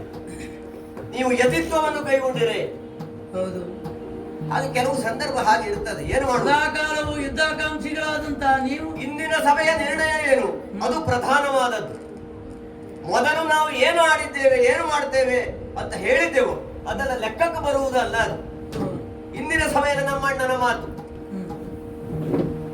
ಪಾಂಡವರ ಕುರಿತಾಗಿ ನಮ್ಮ ಐವರ ನಿಲುವು ಒಂದೇ ಅಂತ ನಮ್ಮ ಅಣ್ಣ ಧರ್ಮಜ ಹೇಳಿದ್ದಾನೆ, ಕೃಷ್ಣನ ಇದರಲ್ಲಿ ಹೇಳಿದ್ದಾನೆ. ಹಾಗೆ ಕೇಳ್ತೀಯೋ? ಅವ ಹೇಳಿದ ನೀವು ಒಪ್ಪಿಕೊಂಡ್ರು. ಕೃಷ್ಣನು ನಮ್ಮಲ್ಲಿ ಮೊನ್ನೆ ಅರ್ಜುನನಲ್ಲಿ ಹೇಳಿದ್ದ ಅಂತ ನಾನು ಕೇಳಿದ್ದೇನೆ. ಧರಣಿಗೋ ಸುಖ ನೀವು ನಿಜ ಸಹೋದರರು ಹಳಚುವಿರೇಕೆ ಪಾಂಡವರು ನೀವು ಎರೆಕವಿರೆ ಹರುಷ ಗೊಂಬೆವು ನಾವು ಸರ್ವತಾ ಸಂಗರವು ಬೇಡ ಅಂತ ಕೃಷ್ಣನ ಹೇಳಿದ್ದಾನಂತೆ. ಅಲ್ಲ, ಹಾಗಿರುವಾಗ ಹಾಗೆ ಯುದ್ಧ ಕೃಷ್ಣ ಹೇಳದಲ್ಲಿ ಯುದ್ಧ ಆಗಬಾರದು ಎನ್ನುವಂತಹ ನಿಲುವು ಪಾಂಡವರದ್ದು, ನಮ್ಮನ್ನು ರಕ್ಷಿಸುವಂತಹ ದೇವರದ್ದು ಆದ ಮೇಲೆ ಈಗ ಭೀಮ ಒಬ್ಬ ಯುದ್ಧ ಮಾಡ್ತೇನೆ ಅಂತ ಹೇಳಿದ್ರೆ ನೀವು ಹಾಗೆ ಕಲ್ಪಿಸಿಕೊಂಡಿದ್ದೀರಿ. ಧರ್ಮರಾಯನು ಕೃಷ್ಣ ಏನಿಗೆ ನೀನು ಹೇಳಿದ ಮಾತು ಕೇಳೋ, ಸುಮ್ಮನಿರು, ತಮ್ಮ ಸೈರಿಸು ಅಂತ ಹೇಳದು. ಸಿಟ್ಟು ಬಂದ್ರು, ನಡ್ದುಕೊಂಡಿದ್ದೇನೆ ಯಾಕೆ? ಅಣ್ಣನ ಮಾತಿಗಾಗಿ ನಾನು ಸೈರಿಸಿಕೊಂಡು ಬಂದವನು. ಈಗ ಒಂದು ನಿರ್ಣಯ ಆಗುತ್ತದೆ ಅಂತ ಆದ್ರೆ ಪಾಂಡವರಲ್ಲಿ ಭೀಮ ಒಬ್ಬ ಹುಂಬ, ಅವ ಯುದ್ಧಕ್ಕಾದೀತು ಅಂತ ಹೇಳಿದ್ರೆ ನಾನು ಮಾಡುವುದೇನು? ಅನ್ನಿ ಭಟ್ಟರು ಅವರು ಸಿದ್ಧ ಆದ್ರೆ ಯುದ್ಧಕ್ಕೆ ಸಿದ್ಧನಾದ್ರಲ್ವ ಭೀಮನ ಪ್ರಯತ್ನ ನಡೆಯುವುದು. ನನ್ನಲ್ಲಿ ಹೇಳಬೇಡ. ಪಾಶುಪತ ಗೆದ್ದು ಬಂದಂತಹ ಮೂರು ಲೋಕದ ವಿಜಯಿ ಪಾರ್ಥ ಇದ್ದಾನೆ, ನೀನನ್ನು ಗೆದ್ದುಕೊಂಡು ಬಂದವ. ಒಮ್ಮೆ ಸೌಗಂಧಿಕ ಪುಷ್ಪ ಹರಣದ ನೀನು ಸೌಗಂಧಿಕ ಪುಷ್ಪ ಬೇಕು ಅಂತ ಹೇಳಿದ ಸಂದರ್ಭದಲ್ಲಿ ಅರ್ಜುನ ಇದ್ದಿದ್ರೆ ಅಂತ ಹೇಳಿದ್ದಿ ನೀನು. ಆಗ ಅರ್ಜುನ ಇಲ್ಲ, ತಪಸ್ಸಿಗೆ ಹೋಗಿದ್ನಲ್ಲ, ನಾನೇ ತಂದು ಕೊಡ್ಲಿಲ್ವ? ಈಗ ಅರ್ಜುನ ಇದ್ದಾನೆ, ನಕುಲ ಸಹದೇವರಿದ್ದಾರೆ, ಭೂತ ಭವಿಷ್ಯತ್ತೆಲ್ಲ ತಿಳಿತದೆ ಅವರಿಗೆ. ನನ್ನ ಒಬ್ಬನಲ್ಲೇ ಯಾಕೆ ಭೀಮನನ್ನೇ ಚುಚ್ಚು ಚುಚ್ಚಿ ಮಾತಾಡ್ತಿ? ಆದ್ರಿಂದ ಹೇಳುವುದು, ಭೀಮನ ವಿಷಯ ಬಿಡು. ಅಂದಿನ ಭೀಮ ಬೇರೆ, ಏನೋ ನೀ ಪ್ರತಿಜ್ಞಾಬದ್ಧನಾಗಿ ಮಾತನಾಡಿದ್ದಿ ಅಂತ ಹೇಳಿದ್ಯಲ್ಲ, ಅವತ್ತು ಯಾರು ಮಾತಾಡ್ಲಿಲ್ಲ ಅಂತ ನಾನು ಮಾತನಾಡಿದ್ದು. ಅಲ್ಲ, ಬರೀ ಮಾತಾಡಿದ ಹಾಗಲ್ಲ, ಈಗ ನೀನು ಬೇಸರದಲ್ಲಿ ಇರ್ತೀಯಲ್ಲ, ಅವತ್ತೊಂದು ಸಮಾಧಾನ ಮತ್ತೆ ಭೀಮನಾದ್ರು ನನ್ನ ಪರವಾಗಿ ಮಾತಾಡಿದ್ದಾನೆ, ಇವ್ರು ಯಾರು ಮಾತಾಡ್ಲಿಲ್ಲ ಅಂತ ಆಗುದು ಬೇಡ. ಅಲ್ಲ, ನಿನ್ನೆವರೆಗೆ ಇಲ್ಲ ಆಗಿತ್ತು ಈ ವಿಷಯ. ಅದು ಪ್ರತಿಜ್ಞೆ ಬಾಯಿ ಮಾತಿಗೆ ಹೇಳಿದ್ದು ಅಂತ ಹೇಳಿಲ್ವಾಗಿ. ಅವತ್ತಿನ ಭೀಮ ಪ್ರತಿಜ್ಞಾ ಬದ್ಧವಾಗಿ ನೆರವೇರಿಸ್ತೇನೆ ಎನ್ನುವ ಹಾಗೆ ಭರವಸೆ ಮಾತುಗಳನ್ನು ಆಡುತ್ತಿದ್ದವು. ಅಲ್ಲ, ವೇದಿಕೆ ಸಿದ್ಧ ಮಾಡಬೇಕು. ಬಾಯಿ ಮಾತಿಗೆ ಹೇಳಿದ ಮಾತು ಅಂತ ಹೇಳಿದ್ರೆ ಈಗ ನಾವು ಹೇಳಿದಂತಹ ಮಾತು ನಡೆಯಬೇಕು ಅಂತ ಆದ್ರೆ ವೇದಿಕೆ ಸಿದ್ಧ ಮಾಡಬೇಕಲ್ಲ. ಆದ್ರಿಂದ ನಾನು ಹೇಳಲಿಕ್ಕೆ ಹೊರಟದ್ದು ನನ್ನೀಗ. ಈಗ ಅರುಹು ಯಾವ್ಗೆ ಇದ್ದಾರಲ್ಲ ಮೂರು ಲೋಕದ ಗಂಡು ಪಾರ್ಥ, ಅವನೆಲ್ಲ ಹೇಳು. ಧರ್ಮರಾಯನಲ್ಲಿ ಹೇಳು, ದೇವರಾದ ಕೃಷ್ಣನಲ್ಲಿ ಹೋಗಿ ಹೇಳು. ಸಿದ್ಧತೆ ಆಗಲಿ ಅಂತ ಆಮೇಲೆ ಸಿದ್ಧತೆ ಆದ್ರೆ ಆಮೇಲೆ ಭೀಮ ಏನು ಅಂತ ನೋಡುವ. ಆದ್ರೆ ಅವರೆಲ್ಲವರನ್ನು ಹೇಳಬಹುದು. ನಾನೀಗ ಏನು ಮಾಡಿ? ಆದ್ರೆ ಅವರೆಲ್ಲರಿಗಿಂತ ನೀವು ನನಗೆ ಹೆಚ್ಚಿನವರು, ಉಳಿದವರು 6 ಸುಪ್ರೀತರು. 6 ಸುಪ್ರೀತರು.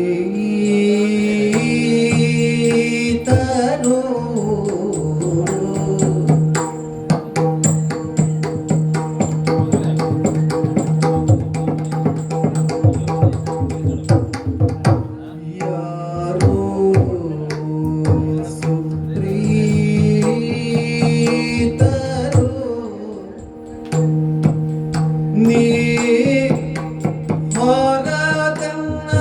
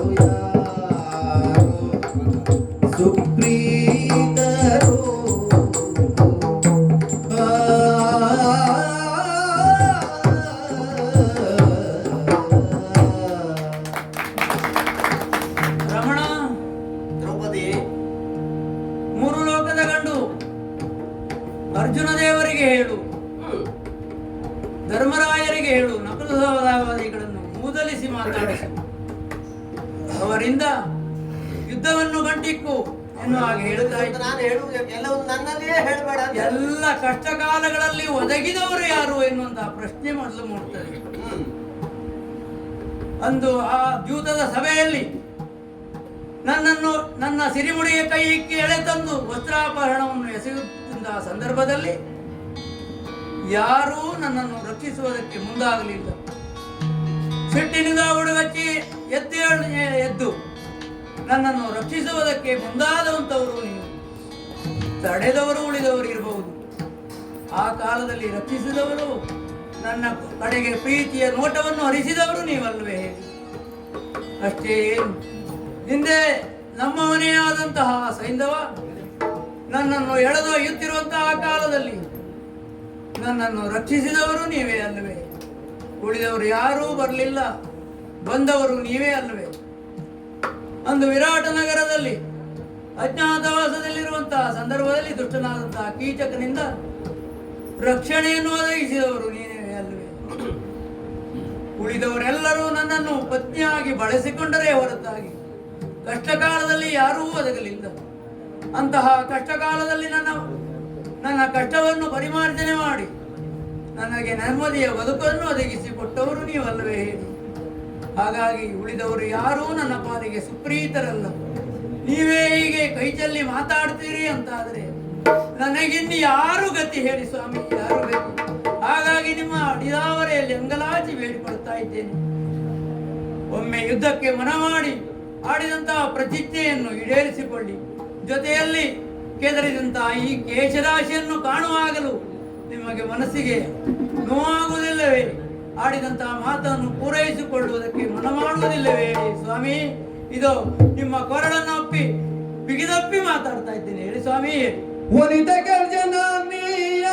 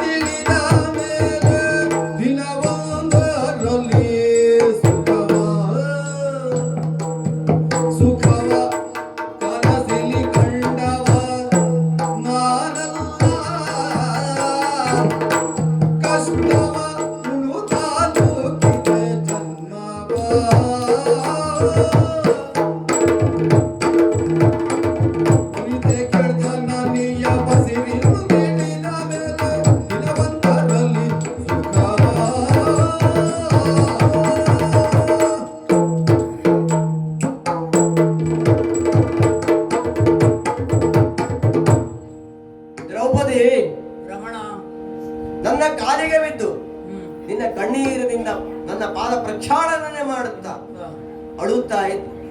ಮತ್ತೇನು ಮಾಡಲಿ ಸ್ವಾಮಿ? ಆದರೆ ಕೇವಲ ನಿನ್ನ ಅಳಲನ್ನು, ನಿನ್ನ ಮನೋವೇದನೆಯನ್ನು ನನ್ನಲ್ಲಿ ತೋಡಿಕೊಂಡರೆ ಎಷ್ಟರ ಮಟ್ಟಿನ ಪ್ರಯೋಜನ ಆಗ್ಲಿಕ್ಕೆ ಉಂಟು ಹೇಳು?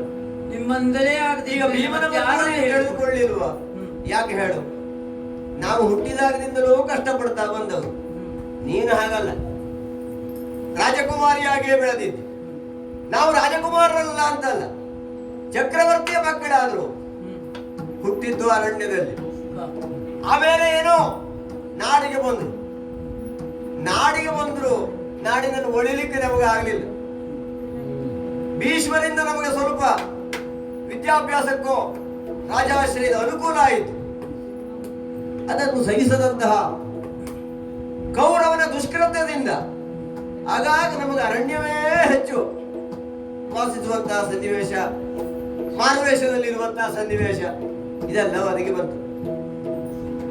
ಹೆಚ್ಚು ಕೇಳ್ತೀಯ, ಭೀಮನ ಹೊಟ್ಟೆ ತುಂಬಿಸುವುದಕ್ಕೂ ಕಷ್ಟದ ಪರಿಸ್ಥಿತಿ ಇತ್ತು ನಮ್ಮ ತಾಯಿಯಾದಂತಹ ಕುಂತಿಗೆ. ಅಂತಹ ಸನ್ನಿವೇಶದಲ್ಲಿಯೂ 5 ಪಾಲನ್ನು ಮಾಡಿ ಉಳಿದ 4 ತಾಯಿಗೊಟ್ಟು ಅರ್ಧ ಪಾಲನ್ನು ಭೀಮನಿಗೆ ಕೊಟ್ಟು ಸಾಕಿದ್ದಾಳೆ.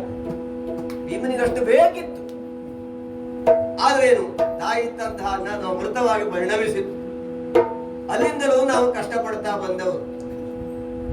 ಆಮೇಲೆ ಏನು ವಿಷ ಹಾಕಿದ್ರು ನಾವು ಬದುಕೊಂಡಿದ್ದೇವೆ.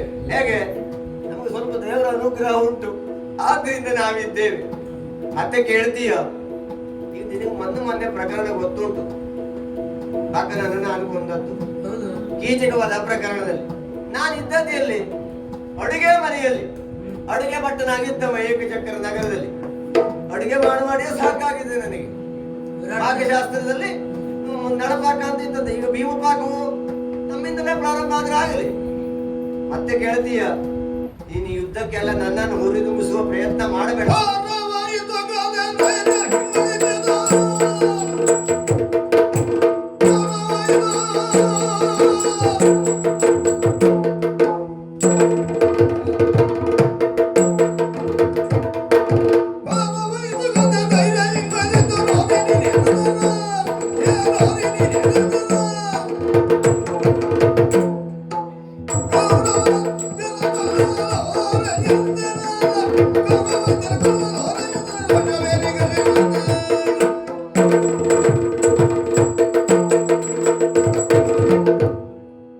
ದ್ರೌಪದಿ, ಈಗ ನಿನ್ನ ಮನಸ್ಸಿನಲ್ಲಿ ಇರುವುದೇನು? ಕೌರವನ ಕುರಿತಾದಂತಹ ದ್ವೇಷ. ನನಗಂತಲ್ಲ, ನಿಮಗೂ ಉಂಟು. ಹೊರಪಡಿಸಿಕೊಳ್ಳುವುದಿಲ್ಲ ಈ ಸಮಯದಲ್ಲಿ ನನಗಿಲ್ಲ ರೀ. ಯಾಕೆ ಅಣ್ಣನ ಮಾತನ್ನು ಕೇಳಿ ಆ ಯುದ್ಧದ ವಿಚಾರವನ್ನು ಬಿಟ್ಟಿದ್ದೇನೆ ನನಗೆ. ಸದ್ಯ ಹೇಳಿದ್ನಲ್ಲ ಪ್ರತಿಜ್ಞೆ. ಅದಲ್ಲ, ಅವತ್ತು ನಿನ್ನ ಸಂತೋಷಕ್ಕೆ ಹೇಳಿದ ಮಾತು, ಭೀಮನ ಮಾತು ಲೆಕ್ಕಕ್ಕಿಲ್ಲ ಅಂತ ನೀನು ಇಟ್ಟುಕೊಂಡು ಹೊರಟಿಲ್ಲ. ನನಗೇನು ಬೇಸರ ಇಲ್ಲ. ಮತ್ತೆ ಭೂಮಿ ತೂಕದ ಕದೆ, ಇದು ಎತ್ತುವುದೇನು ಸುಲಭದ ಕೆಲಸ ಅಲ್ಲ. ಇದನ್ನು ಎತ್ತಲಿಕ್ಕೂ ನನಗಿಂತ ಕಷ್ಟ ಆದ ಪರಿಸ್ಥಿತಿ ಬಂದು ಹೋಗಿದೆ. ಈಗ ಶತಗಜತ್ರಾಣಿ ಸರಿಯಾಗಿ ಎಲ್ಲ ಆಹಾರದ ವ್ಯವಸ್ಥೆ ಇತ್ತು. ಶತಗಜತ್ರಾಣದ ಪ್ರಾಯವೋ ಸೊಕ್ಕೋ ಸಾಮರ್ಥ್ಯವೋ ಇರ್ತದೆ. ಅದೆಲ್ಲ ಸ್ವಲ್ಪ ಕುಂಠಿತ, ಆದ್ರೆ ಎಲ್ಲಿರ್ತದೆ ಸಾಮರ್ಥ್ಯ? ಮತ್ತೆ ಮಾನಸಿಕವಾಗಿಯೂ ಹಾಗೆ ಹುಮ್ಮಸ್ಸಿಲ್ಲ. ಈಗ ಧೈರ್ಯ ಹಿಂಗೊಳಿಸಿ ಹೋಗಿದೆ. ಮತ್ತೆ ಯುದ್ಧಗಾಡ ಅಂತ ಅಣ್ಣ ಹೇಳಿದ ಮೇಲೆ ನಾವು ಮತ್ತು ಯುದ್ಧ ಮಾಡ್ತೇನೆ, ಗೌರವರನ್ನು ಹೊಡಿತೇನೆ ಅಂತಂದ್ರೆ ಇವನಿಗೊಬ್ಬನಿಗೆ ತಲೆಕಟ್ಟುವ ಬುದ್ಧಿ ಇಲ್ಲ ಅಂತ ಆಗ್ತದೆ. ಈಗ 105 ಜನರು ಒಟ್ಟಾಗಿ ಇರ್ತಾರೆ ಅಂತಾದ್ರೆ, ಈಗ ಅಣ್ಣನ ಮಾತಿಗೆ ವಿರುದ್ಧವಾಗಿ ಭೀಮ ನಡೀತಾರೆ ಅಂತಾದ್ರೆ ಇಲ್ಲೂ ಮನೆ ಎರಡಾಗ್ತದೆ. 105 ಮನೆಯವರು ಒಟ್ಟಾಗಿರ್ಲಿ, ಒಂದೇ ಮನೆಯಾಗಿರ್ಲಿ ಅಂತ ನಮ್ಮ ಅಣ್ಣನ ಅಭಿಪ್ರಾಯಕ್ಕೆ ನಾನು ವಿರುದ್ಧ ನಡೀತಾರೆ ಅಂತಾದ್ರೆ ನಾನು ತಪ್ಪು ಮಾಡಿದ ಹಾಗಾಗುವುದಿಲ್ಲ. ಆದ್ರಿಂದ ಕಥೆಯೂ ಭಾರ ಆಗಿದೆ. ಯುದ್ಧ ಮಾಡ್ಲಿಕ್ಕೆ ಸಾಧ್ಯ ಇಲ್ಲ. ಕೌರವರನ್ನು ಹೊಡಿ ಅಂತ ನೀನು ಎಷ್ಟು ಪ್ರಚೋದಿಸಿದ್ರು ನನ್ನಿಂದ ಆಗದ ಕಾರ್ಯ. ನಾನು ಯುದ್ಧ ಮಾಡುವವಲ್ಲ. ಮತ್ತೇನಲ್ಲ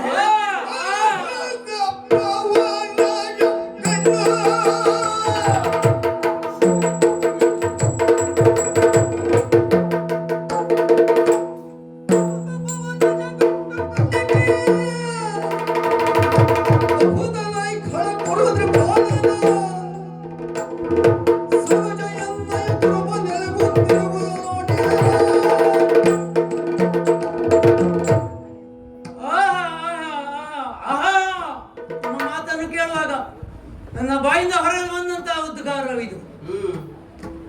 ಏನು ಹೇಳಿದ್ರೆ ಇಷ್ಟೊತ್ತಿನವರೆಗೆ ನೀನು ತಲೆಯನ್ನು ಕೆಳಗೆ ಮಾಡಿಕೊಂಡು ಬೇಡಿಕೊಂಡೆ.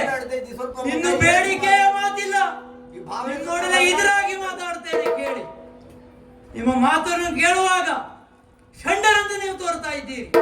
ಯಾಕೆ ಹೇಳಿ? ಆಡಿದಂತ ಮಾತನ್ನು ಪೂರೈಸಲಿಕ್ಕಾಗದಂತ ಕ್ಷತ್ರಿಯ ವೀರರು ಯಾರು ಇರ್ತಾರೋ ಅವರನ್ನು ಷಂಡರಂದೇ ಕರೆಯಬೇಕಾಗ್ತದೆ. ಆದರೆ ಹಿಂದೆ ಸಾವಧನೆಯಾಗಿ ಸಾಭರಣೆಯಾಗಿ ಅಗ್ನಿಮುಖದಲ್ಲಿ ಜನಿಸಿದಂತ ನನ್ನನ್ನು ಸಭೆಗೆ ಎಳೆತಂದು ನನ್ನ ವಸ್ತ್ರಾಭರಣವನ್ನು ಎಳೆಸಿದಂತಹ ಆ ದುಶ್ಯಾಸನನ ಉರವನ್ನು ಬಗೆಯುತ್ತೇನೆ. ತೊಡೆ ತಟ್ಟಿದಂತ ಕೌರವನ ತೊಡೆಯನ್ನು ಮುರಿಯುತ್ತೇನೆ. ಹೇಳಿದಂತಹ ಭಾಷೆ ನಿಮ್ಮದಲ್ಲವೇ? ಇದು ಭೀಮನ ಸ್ವರ್ವ, ದ್ರೌಪದಿಯ ಜೊತೆಯಲ್ಲಿ ಹೇಳಿದ್ದೀರಿ ಅರ್ಜುನ ಕರ್ಣನನ್ನು ಕೊಲ್ತಾನೆ, ಸಹದೇವನಿಂದ ಶಕುನಿಯನ್ನು ಕೊಲ್ಲಿಸ್ತೇನೆ ಎನ್ನುವ ಹಾಗೆ ನೀವೇ ಆಡಿದಿರಿ ಅವರ ಪರವಾಗಿ. ಈಗ ಆಡಿದ ಮಾತಿಲ್ಲ, ಅದೆಲ್ಲ ಲೆಕ್ಕಕ್ಕಿಲ್ಲ ಅಂತ ಹೇಳ್ತೀರಿ. ನಮಗೆ ಈಗ ಹೇಳ್ತೇನೆ ಕೇಳಿ. ಪತಿದೇವರಾದಂತಹ ನೀವು ಇವರು ನನ್ನ ಲೆಕ್ಕಕ್ಕಿಲ್ಲ, ಆದ್ರೆ ನೀವು ಆಡಿದಂತ ಮಾತು ನನ್ನ ಲೆಕ್ಕಕ್ಕೆ ಉಂಟು. ಆ ಕಾರಣಕ್ಕಾಗಿ ಹೇಳ್ತಾ ಇದ್ದೇನೆ, ನೀವು ಮಾಡದೇ ಇದ್ರೇನಂತೆ ಕ್ಷತ್ರಿಯನೇ ಆದಂತ ನಾನು ಗಂಡು ಉಡುಗೆಯನ್ನು ಉಟ್ಟು ನೇರವಾಗಿ ರಣಕಣಕ್ಕೆ ಧುಮುಕಿ ಕೌರವರನ್ನು ನಾಶ ಮಾಡಿ ನೀವು ಆಡಿದಂತ ಪ್ರತಿಜ್ಞೆಯನ್ನು ನಾನು ಈಡೇರಿಸಿಕೊಳ್ಳುತ್ತೇನೆ. ಆದ್ರೆ ನೀವು ಮಾಡಬೇಕಾದ ಒಂದು ಕೆಲಸ ಉಂಟು. ಮತ್ತೊಂದು ಹೌದು, ನಾನು ನಿಮ್ಮ ಕೆಲಸ ಮಾಡಬೇಕಾದ್ರೆ ನನ್ನ ಕೆಲಸ ನೀವು ಮಾಡಬೇಕು. ಆ ಕಾರಣದಿಂದ ಸೆಳೆದು ಸೀರೆ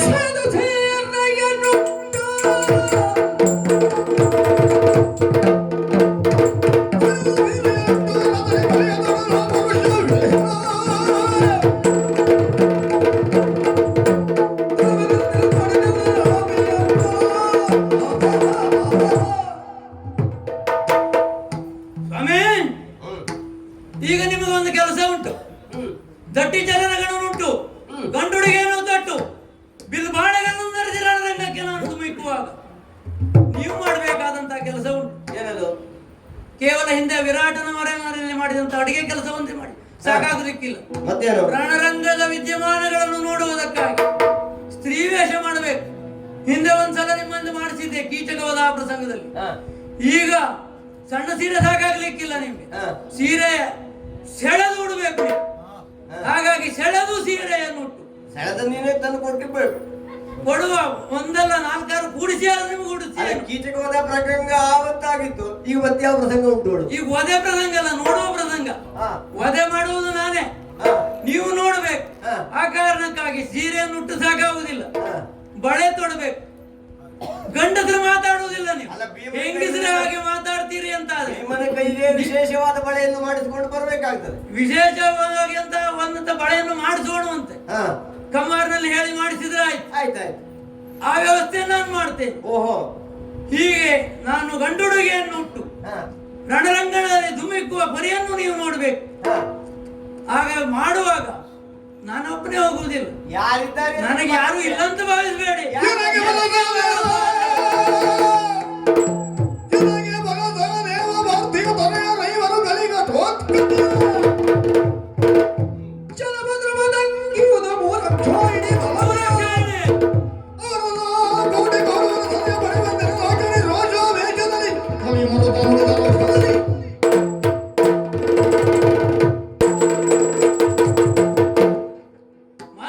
ಮಾತಾಡ್ತಾ ಹೇಳಿದ್ರಿ, ಬಹುಕಾಲದಿಂದ ಹೊಟ್ಟೆಗಿಲ್ಲದೆ ಬಳಲಿದ್ದೇನೆ. ಭೀಮಸೇನ ಆಡ್ಲಿಕ್ಕಿಲ್ಲ ಈ ಮಾತು. ಹಿಂದೆ ಅರಣ್ಯದಲ್ಲಿ ಹುಟ್ಟಿದಾಗಲೂ ಅಂದು ಆ ಬ್ರಾಹ್ಮಣರ ಕೇರೆಯಲ್ಲಿ ವಾಸಿಸುವಂತಹ ಸಂದರ್ಭದಲ್ಲಿ ನಿಮಗೆ ಹೊಟ್ಟೆಗೆ ಕೊರತೆ ಆಗಿದ್ದಿರಬಹುದು. ಹಸ್ತಿನಾವತಿಯಲ್ಲಿ ಇರುವಾಗ ನಿಮ್ಗೆ ಯಾವ ಕಾಲದಲ್ಲೂ ಹೊಟ್ಟೆಗೆ ಬರಗಾಲವಾಗ್ಲಿಲ್ಲ. ಜೊತೆಯಲ್ಲಿ ಅರಣ್ಯವಾಸದಲ್ಲಿಯೂ ಆಗ್ಲಿಕ್ಕಿಲ್ಲ. ಯಾಕೆ? ಅಕ್ಷಯ ಪಾತ್ರೆಯನ್ನು ಸೂರ್ಯದೇವನಿಂದ ವರವಾಗಿ ಪಡೆದಂತಹ ಕಾಲದಲ್ಲಿ ನಿಮಗೆ ಸಾಕಷ್ಟು ಬೇಯಿಸಿ ಹಾಕಿದವಳು ನಾನೇ ಇದ್ದೇನೆ ಸಾಕ್ಷಿಯನ್ನು. ಆ ಮಾತನ್ನು ನಾನು ಒಪ್ಪಲಿಕ್ಕಿಲ್ಲ. ಇನ್ನು ವಿರಾಟ ನಗರದಲ್ಲಿ ಅಡಿಗೆ ಭಟ್ಟರಾಗಿ ಬಾಣಸಿಗರಾಗಿದ್ದವ್ರು ನೀವೇ. ಆ ಕಾಲದಲ್ಲೂ ಅಡಿಗೆ ಮಾಡಿ ಯಥೇಚ್ಛವಾಗಿ ಉಂಡಿದ್ದೀರಿ ನೀವು. ಹೊಟ್ಟೆಗೆ ಬರಗಾಲ ಬಂತು, ದೇಹದಲ್ಲಿ ಚೈತನ್ಯ ಇಲ್ಲ ಅಂತ ಹೇಳಿದ್ರೆ ನನ್ನ ಹತ್ರ ಹೇಳಲಿಕ್ಕಿಲ್ಲ, ಬೇರೆಯವರು ಹೇಳಿದ್ರೆ ನಡೆಯುವುದು.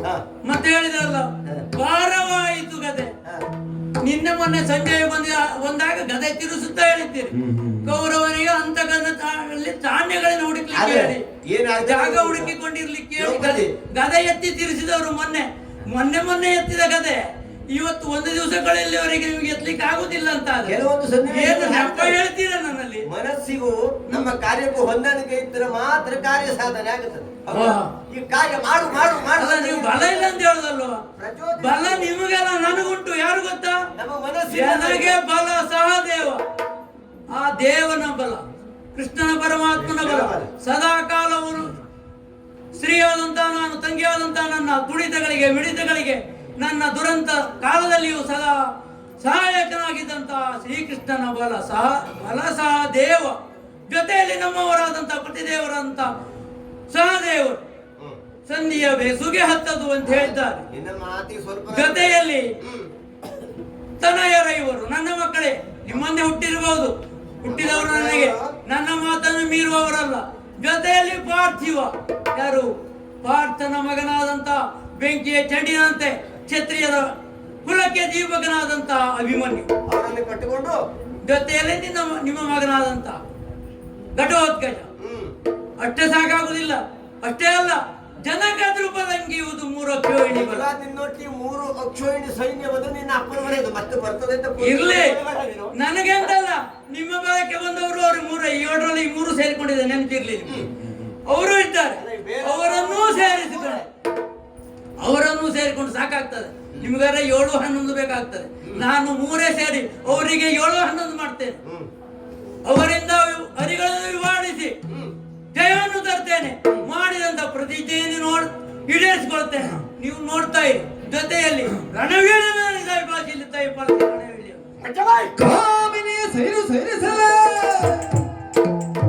ನಿನ್ನ ನಯವಾಮಗಳು ವನಿತೆಯರ ಕಂಬಗಳು ಸದಾ ಸ್ವಾಮಿಗಂ ಕೆಳಗೆ ನೀನಂತ ಭಾಷೆಯ ತೀರ್ಚುವನೆಂತ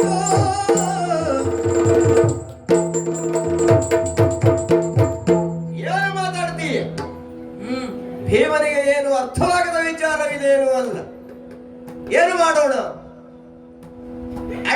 ಮಾತಿಗೆ ಕಟ್ಟು ಬಿದ್ದಂತಹ ನಾನು ಹ. ಸಂಧಾನದ ಪ್ರಕ್ರಿಯೆ ನಡೆಯುತ್ತದೆ, ಹೋಗ್ಲಿ ಏನಾಗ್ತದೆ ಆಗಲಿ ಅಂತ ಹೊರಗೆ ಬಂದವ.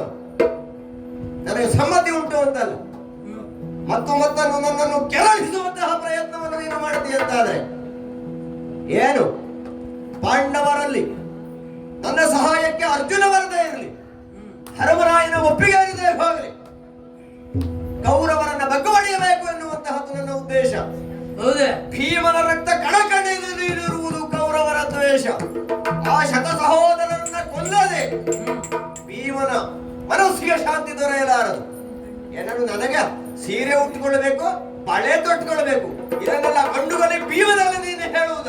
ಗಂಡುಗಲಿಯಾಗಿ ಮಾತಾಡದಿದ್ದ ಕಾಲಕ್ಕೆ ಹೇಳುವಂತ ಮಾತು. ಗಂಡಿನೋಡು ಭೀಮ ಅಂತ ಹೇಳಿದ್ದಾರೆ, ಅದನ್ನು ನೀನು ತಿಳಿದುಕೊಂಡು ಮಾತಾಡ್ತೀಯೋ ಅಥವಾ ಭೀಮನ ಕೆಚ್ಚನ್ನ ಕೆರಳಿಸುವುದಕ್ಕೆ? ಕಲಿ ಭೀಮ ಅಂತ ಕರೆದಿದ್ದೆ ನೋಡು, ಆದ್ರೆ ಈಗ ನೀವು ಕಲಿ ಅಂತ ಹೇಳ್ಬೇಕಾಯ್ತು. ನಾನು ಸುಮ್ಮನಿದ್ದರಿಂದ ನೀನು ಸ್ವರ ಏರಿಸಿದ್ದಿ, ನಾನು ಸ್ವರ ಏರಿಸಿದ್ರೆ ನೀನು ಸ್ವರ ತಾಗುವುದಿಲ್ಲ, ನೆನಪಿಟ್ಟುಕೋ. ಸ್ವರ ನನ್ನಲ್ಲ, ವಿರೋಧಿಗಳೆಲ್ಲ ಆಗ್ಬೇಕೀಗ. ಆದ್ರಿಂದ ಏನು ಮಾಡಬೇಕು ಅಂತ ನನಗೆ ಗೊತ್ತುಂಟು. ಆ ಕಡೆ ಇರು, ನಾನು ಯಾರ ಹತ್ರ ಮಾತಾಡ್ಬೇಕು ಅವ್ರ ಹತ್ರ ಮಾತಾಡ್ತೀನಿ. ಒಡಂಬಡಿಸಿ ಕೃಷ್ಣನ ಪಾದಾಬ್ಜದೊಳು ತಲೆಬಾಗುವುದೆಂದ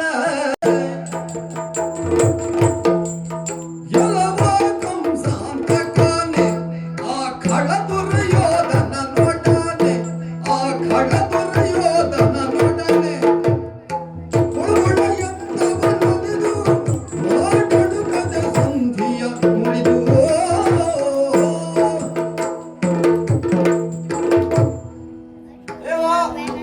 ನಮಸ್ಕರಿಸಿದ್ದೇನೆ. ಓ ದ್ರೌಪದಿ ಅಲ್ಲ, ಭೀಮ ಬಂದಿದ್ದೇನೆ.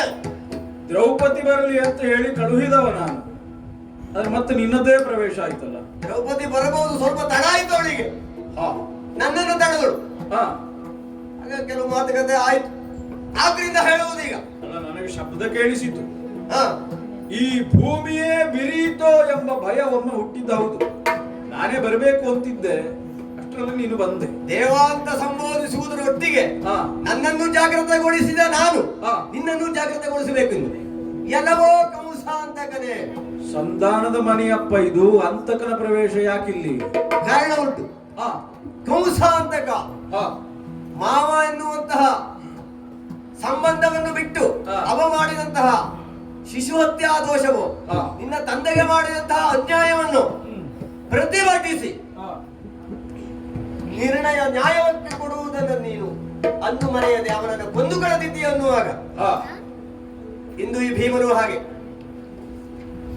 ಈ ಸಂಕೊಲೆಯಿಂದ ಹಾ ಈ ಧರ್ಮರಾಯನ ಮಾತು ಉಂಟಲ್ಲ, ಅದನ್ನು ತೆಗೆದು ಒಗೆದಿದ್ದೇನೆ. ಓ ಹೋ ಹೋ ಹಾ. ಧರ್ಮರಾಯನಿಗೆ ಹಾ. ಅವನಲ್ಲಿ ಇನ್ನೂ ಪ್ರೀತಿ ಉಂಟು ಅಂತ ಆದ್ರೆ ಆದರೆ ನನ್ನ ಮಾತು ಬೇರೆ ಉಂಟು. ಈಶನ ಮಗೆ ಹೋಗಲೆನ್ನು, ಈಶನ ಮೊರ ಹೋಗಲೆನ್ನು, ಬಿಡನೋ ಸಮರದ ರಿಪುಗಳನ್ನು, ಆ ಸಮರದ ರಿಪುಗಳನ್ನು ನಜವ ಮಾಡುವೆನಯ್ಯ, ಮರು ಭಾಷೆಯ ತೀರ್ಪುವೆ ಸರಿಯಾ.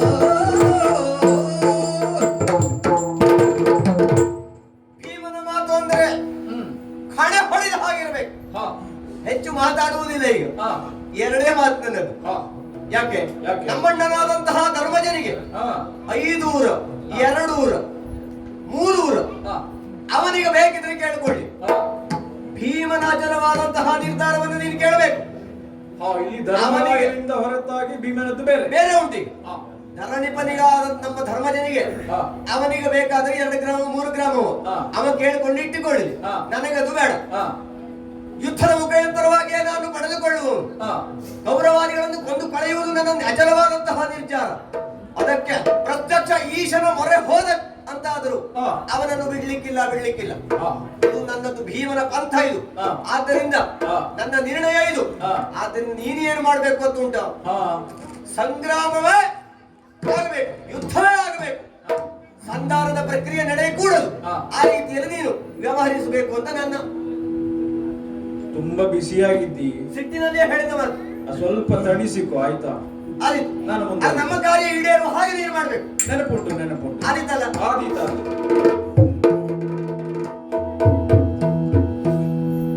ಇಲ್ಲಿಯವರೆಗೆ ಬಂತು ಪ್ರಕರಣ. ಬಹುಶಃ ನನ್ನ ನಿರೀಕ್ಷೆ ಏನು ಹುಸಿಯಾಗಲಿಲ್ಲ. ಐವರ ಮತವೂ ಒಂದೇ, ಮೊದಲನೇ ಮತವೇ ಉಳಿದ 4 ಮತ. ಆದರೆ 6ನೇ ಮತದಿಂದ ಈ 5 ಮತಗಳು ಬದಲಾಗುವ ಸಂಭವ ಇದೆ. ಒಬ್ಬ ಉಸುಲಿದನಲ್ಲ, ಅವ ಈಶನ ಮೊರೆ ಹೊಕ್ಕರೂ ಬಿಡೆನ. ಇತ್ತ ಇದ್ರೆ ಅವ ಸೀಮೆಯನ್ನು ತೆಕ್ಕೊಳ್ಳಿ, ನನಗಾಗಬೇಕಾದ್ದು ಯುದ್ಧ. ಇದು ಭೀಮನ ನಿರ್ಧಾರ. ಭೀಮ ಹೀಗೆ ಹೇಳಿದ ಮೇಲೆ ಪುನಃ ಮತ್ತು ಧರ್ಮರಾಯನನ್ನು ಕೇಳಬೇಕೋ ಬೇಡವೋ ನಾನೀಗ? ಯಾಕೆಂದ್ರೆ ಪ್ರಧಾನವಾಗಿ ನನ್ನನ್ನು ಸಂಧಿಗೆ ಕಳುಹಲೇಬೇಕೆಂಬ ನಿಲುವಿಗೆ ಬದ್ಧನಾಗಿದ್ದವ ಧರ್ಮರಾಯ. ನೋಡಪ್ಪ, ಭೀಮನ ಮಾತು ಹೀಗಿದೆ. ಅವ ಹೀಗೆ ಹೇಳ್ತಾನೆ, ನಾನು ಏನು ಮಾಡಬೇಕು ಅಂತ ಪ್ರಶ್ನೆ ಮಾಡಿದೆ. ಇವನ ಬಾಯಿಂದ ಹೊರಟದ್ದು ಅಂತಕನ ಶಬ್ದವೇ. ದಾನವಾಂತಕ ಕೇಳಿ ಏನೆಂಬಿ ಬಗೆಗೆ. ದ್ರೌಪದಿಯು ಅನಿಲಜನು ಸೇರಿ ಈ ಕೆಲಸವನ್ನು ಹಾಳುಗೆಡುವುದಕ್ಕೆ ಹೊರಟಿದ್ದಾರೆ ಅಂತ ನನಗೆ ಅನ್ನಿಸ್ತದೆ ದೇವ.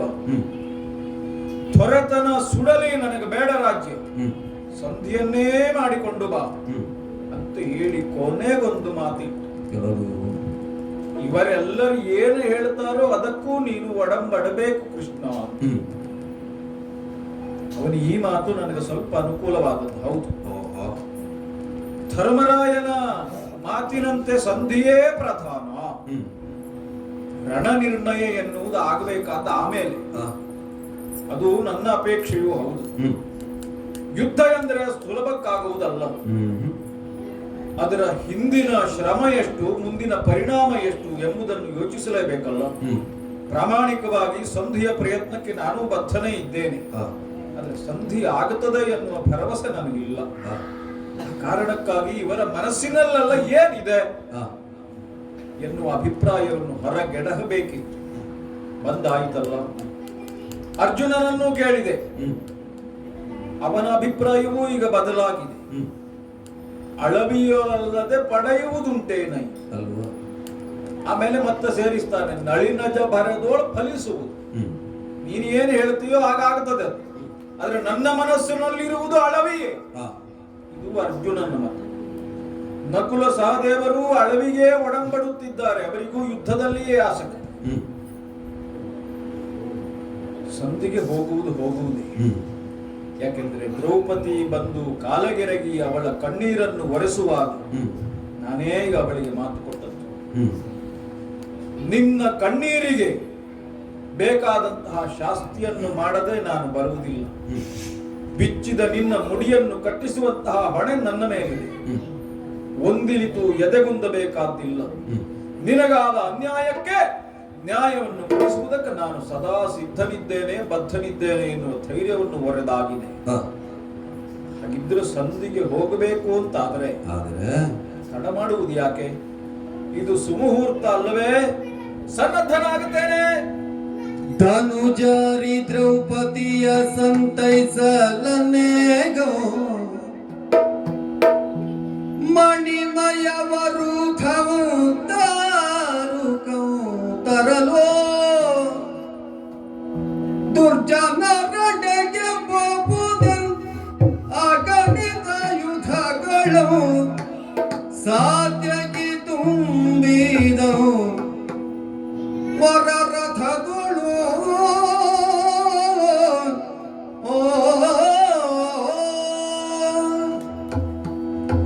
ದ್ರೌಪದಿಯನ್ನು ಸಂತೈಸಿದ್ದಾಯಿತು. ಹೋಗಬೇಕಾದ್ದು ಸುಯೋಧನನಿದ್ದಲ್ಲಿಗೆ. ನಾನು ಹೋಗಬೇಕೆಂಬ ಸಂಕಲ್ಪವನ್ನು ಮಾಡುವಾಗಲೇ ದಾರುಕ ರಥವನ್ನು ತಂದು ನಿಲ್ಲಿಸಿದ್ದಾನೆ. ಮಣಿಮಯವಾದ ರಥ. ಆ ರಥದಲ್ಲಿ ಒಮ್ಮೆ ಹಿಂದೆ ಲಕ್ಷ್ಯ ಹರಿಸಿದ್ರೆ ಅಗಣಿತವಾದಂತಹ ಆಯುಧಗಳನ್ನು ಪೇರಿಸಿದ್ದಾನೆ ಸಾತ್ಯಕಿ. ಹೌದು, ಒಂದರ್ಥದಲ್ಲಿ ಇವೆಲ್ಲ ಅಗತ್ಯವೇ. ನಾನು ಯೋಚಿಸುವುದಕ್ಕಿಂತ ಪೂರ್ವದಲ್ಲಿಯೇ ಸಾತ್ಯಕಿ ಇದನ್ನೆಲ್ಲ ನಿರ್ಧರಿಸಿದ್ದಾನೆ ಅಂತ ಆದ್ರೆ ನಿಜವಾದ ಅರ್ಥದಲ್ಲಿ ಅವ ನನ್ನ ಅಂಗರಕ್ಷಕ.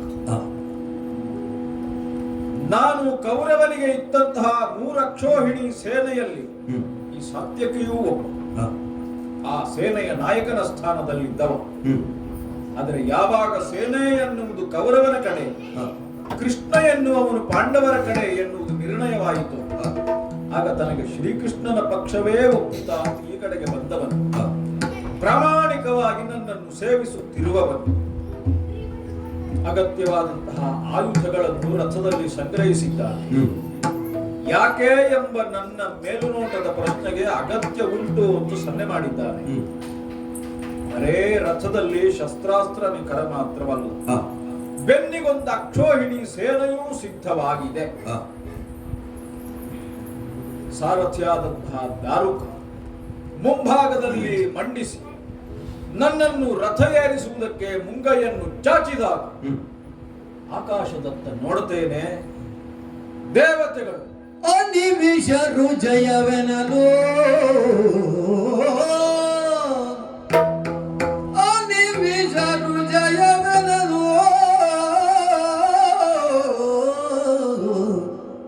ಮಂಗಲ ಮುಹೂರ್ತದಲ್ಲಿ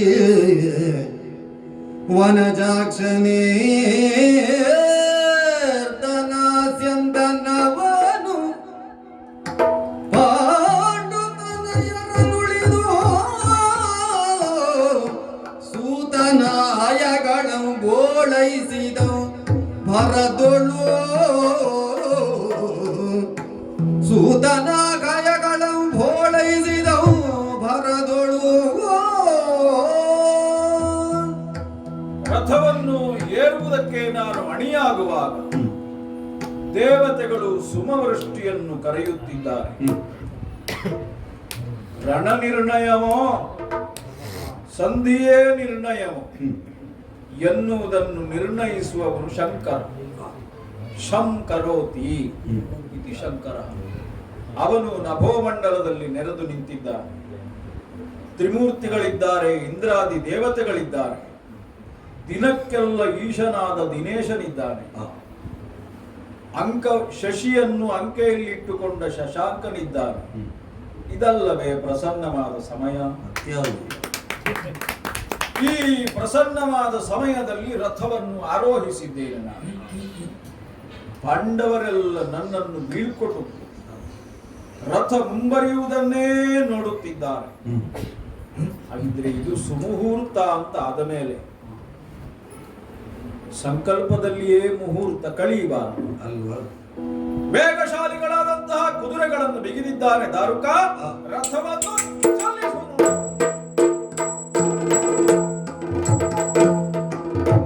ಮುರಗರಂ ಬರುವನಾರೋಗಣೆಗೆ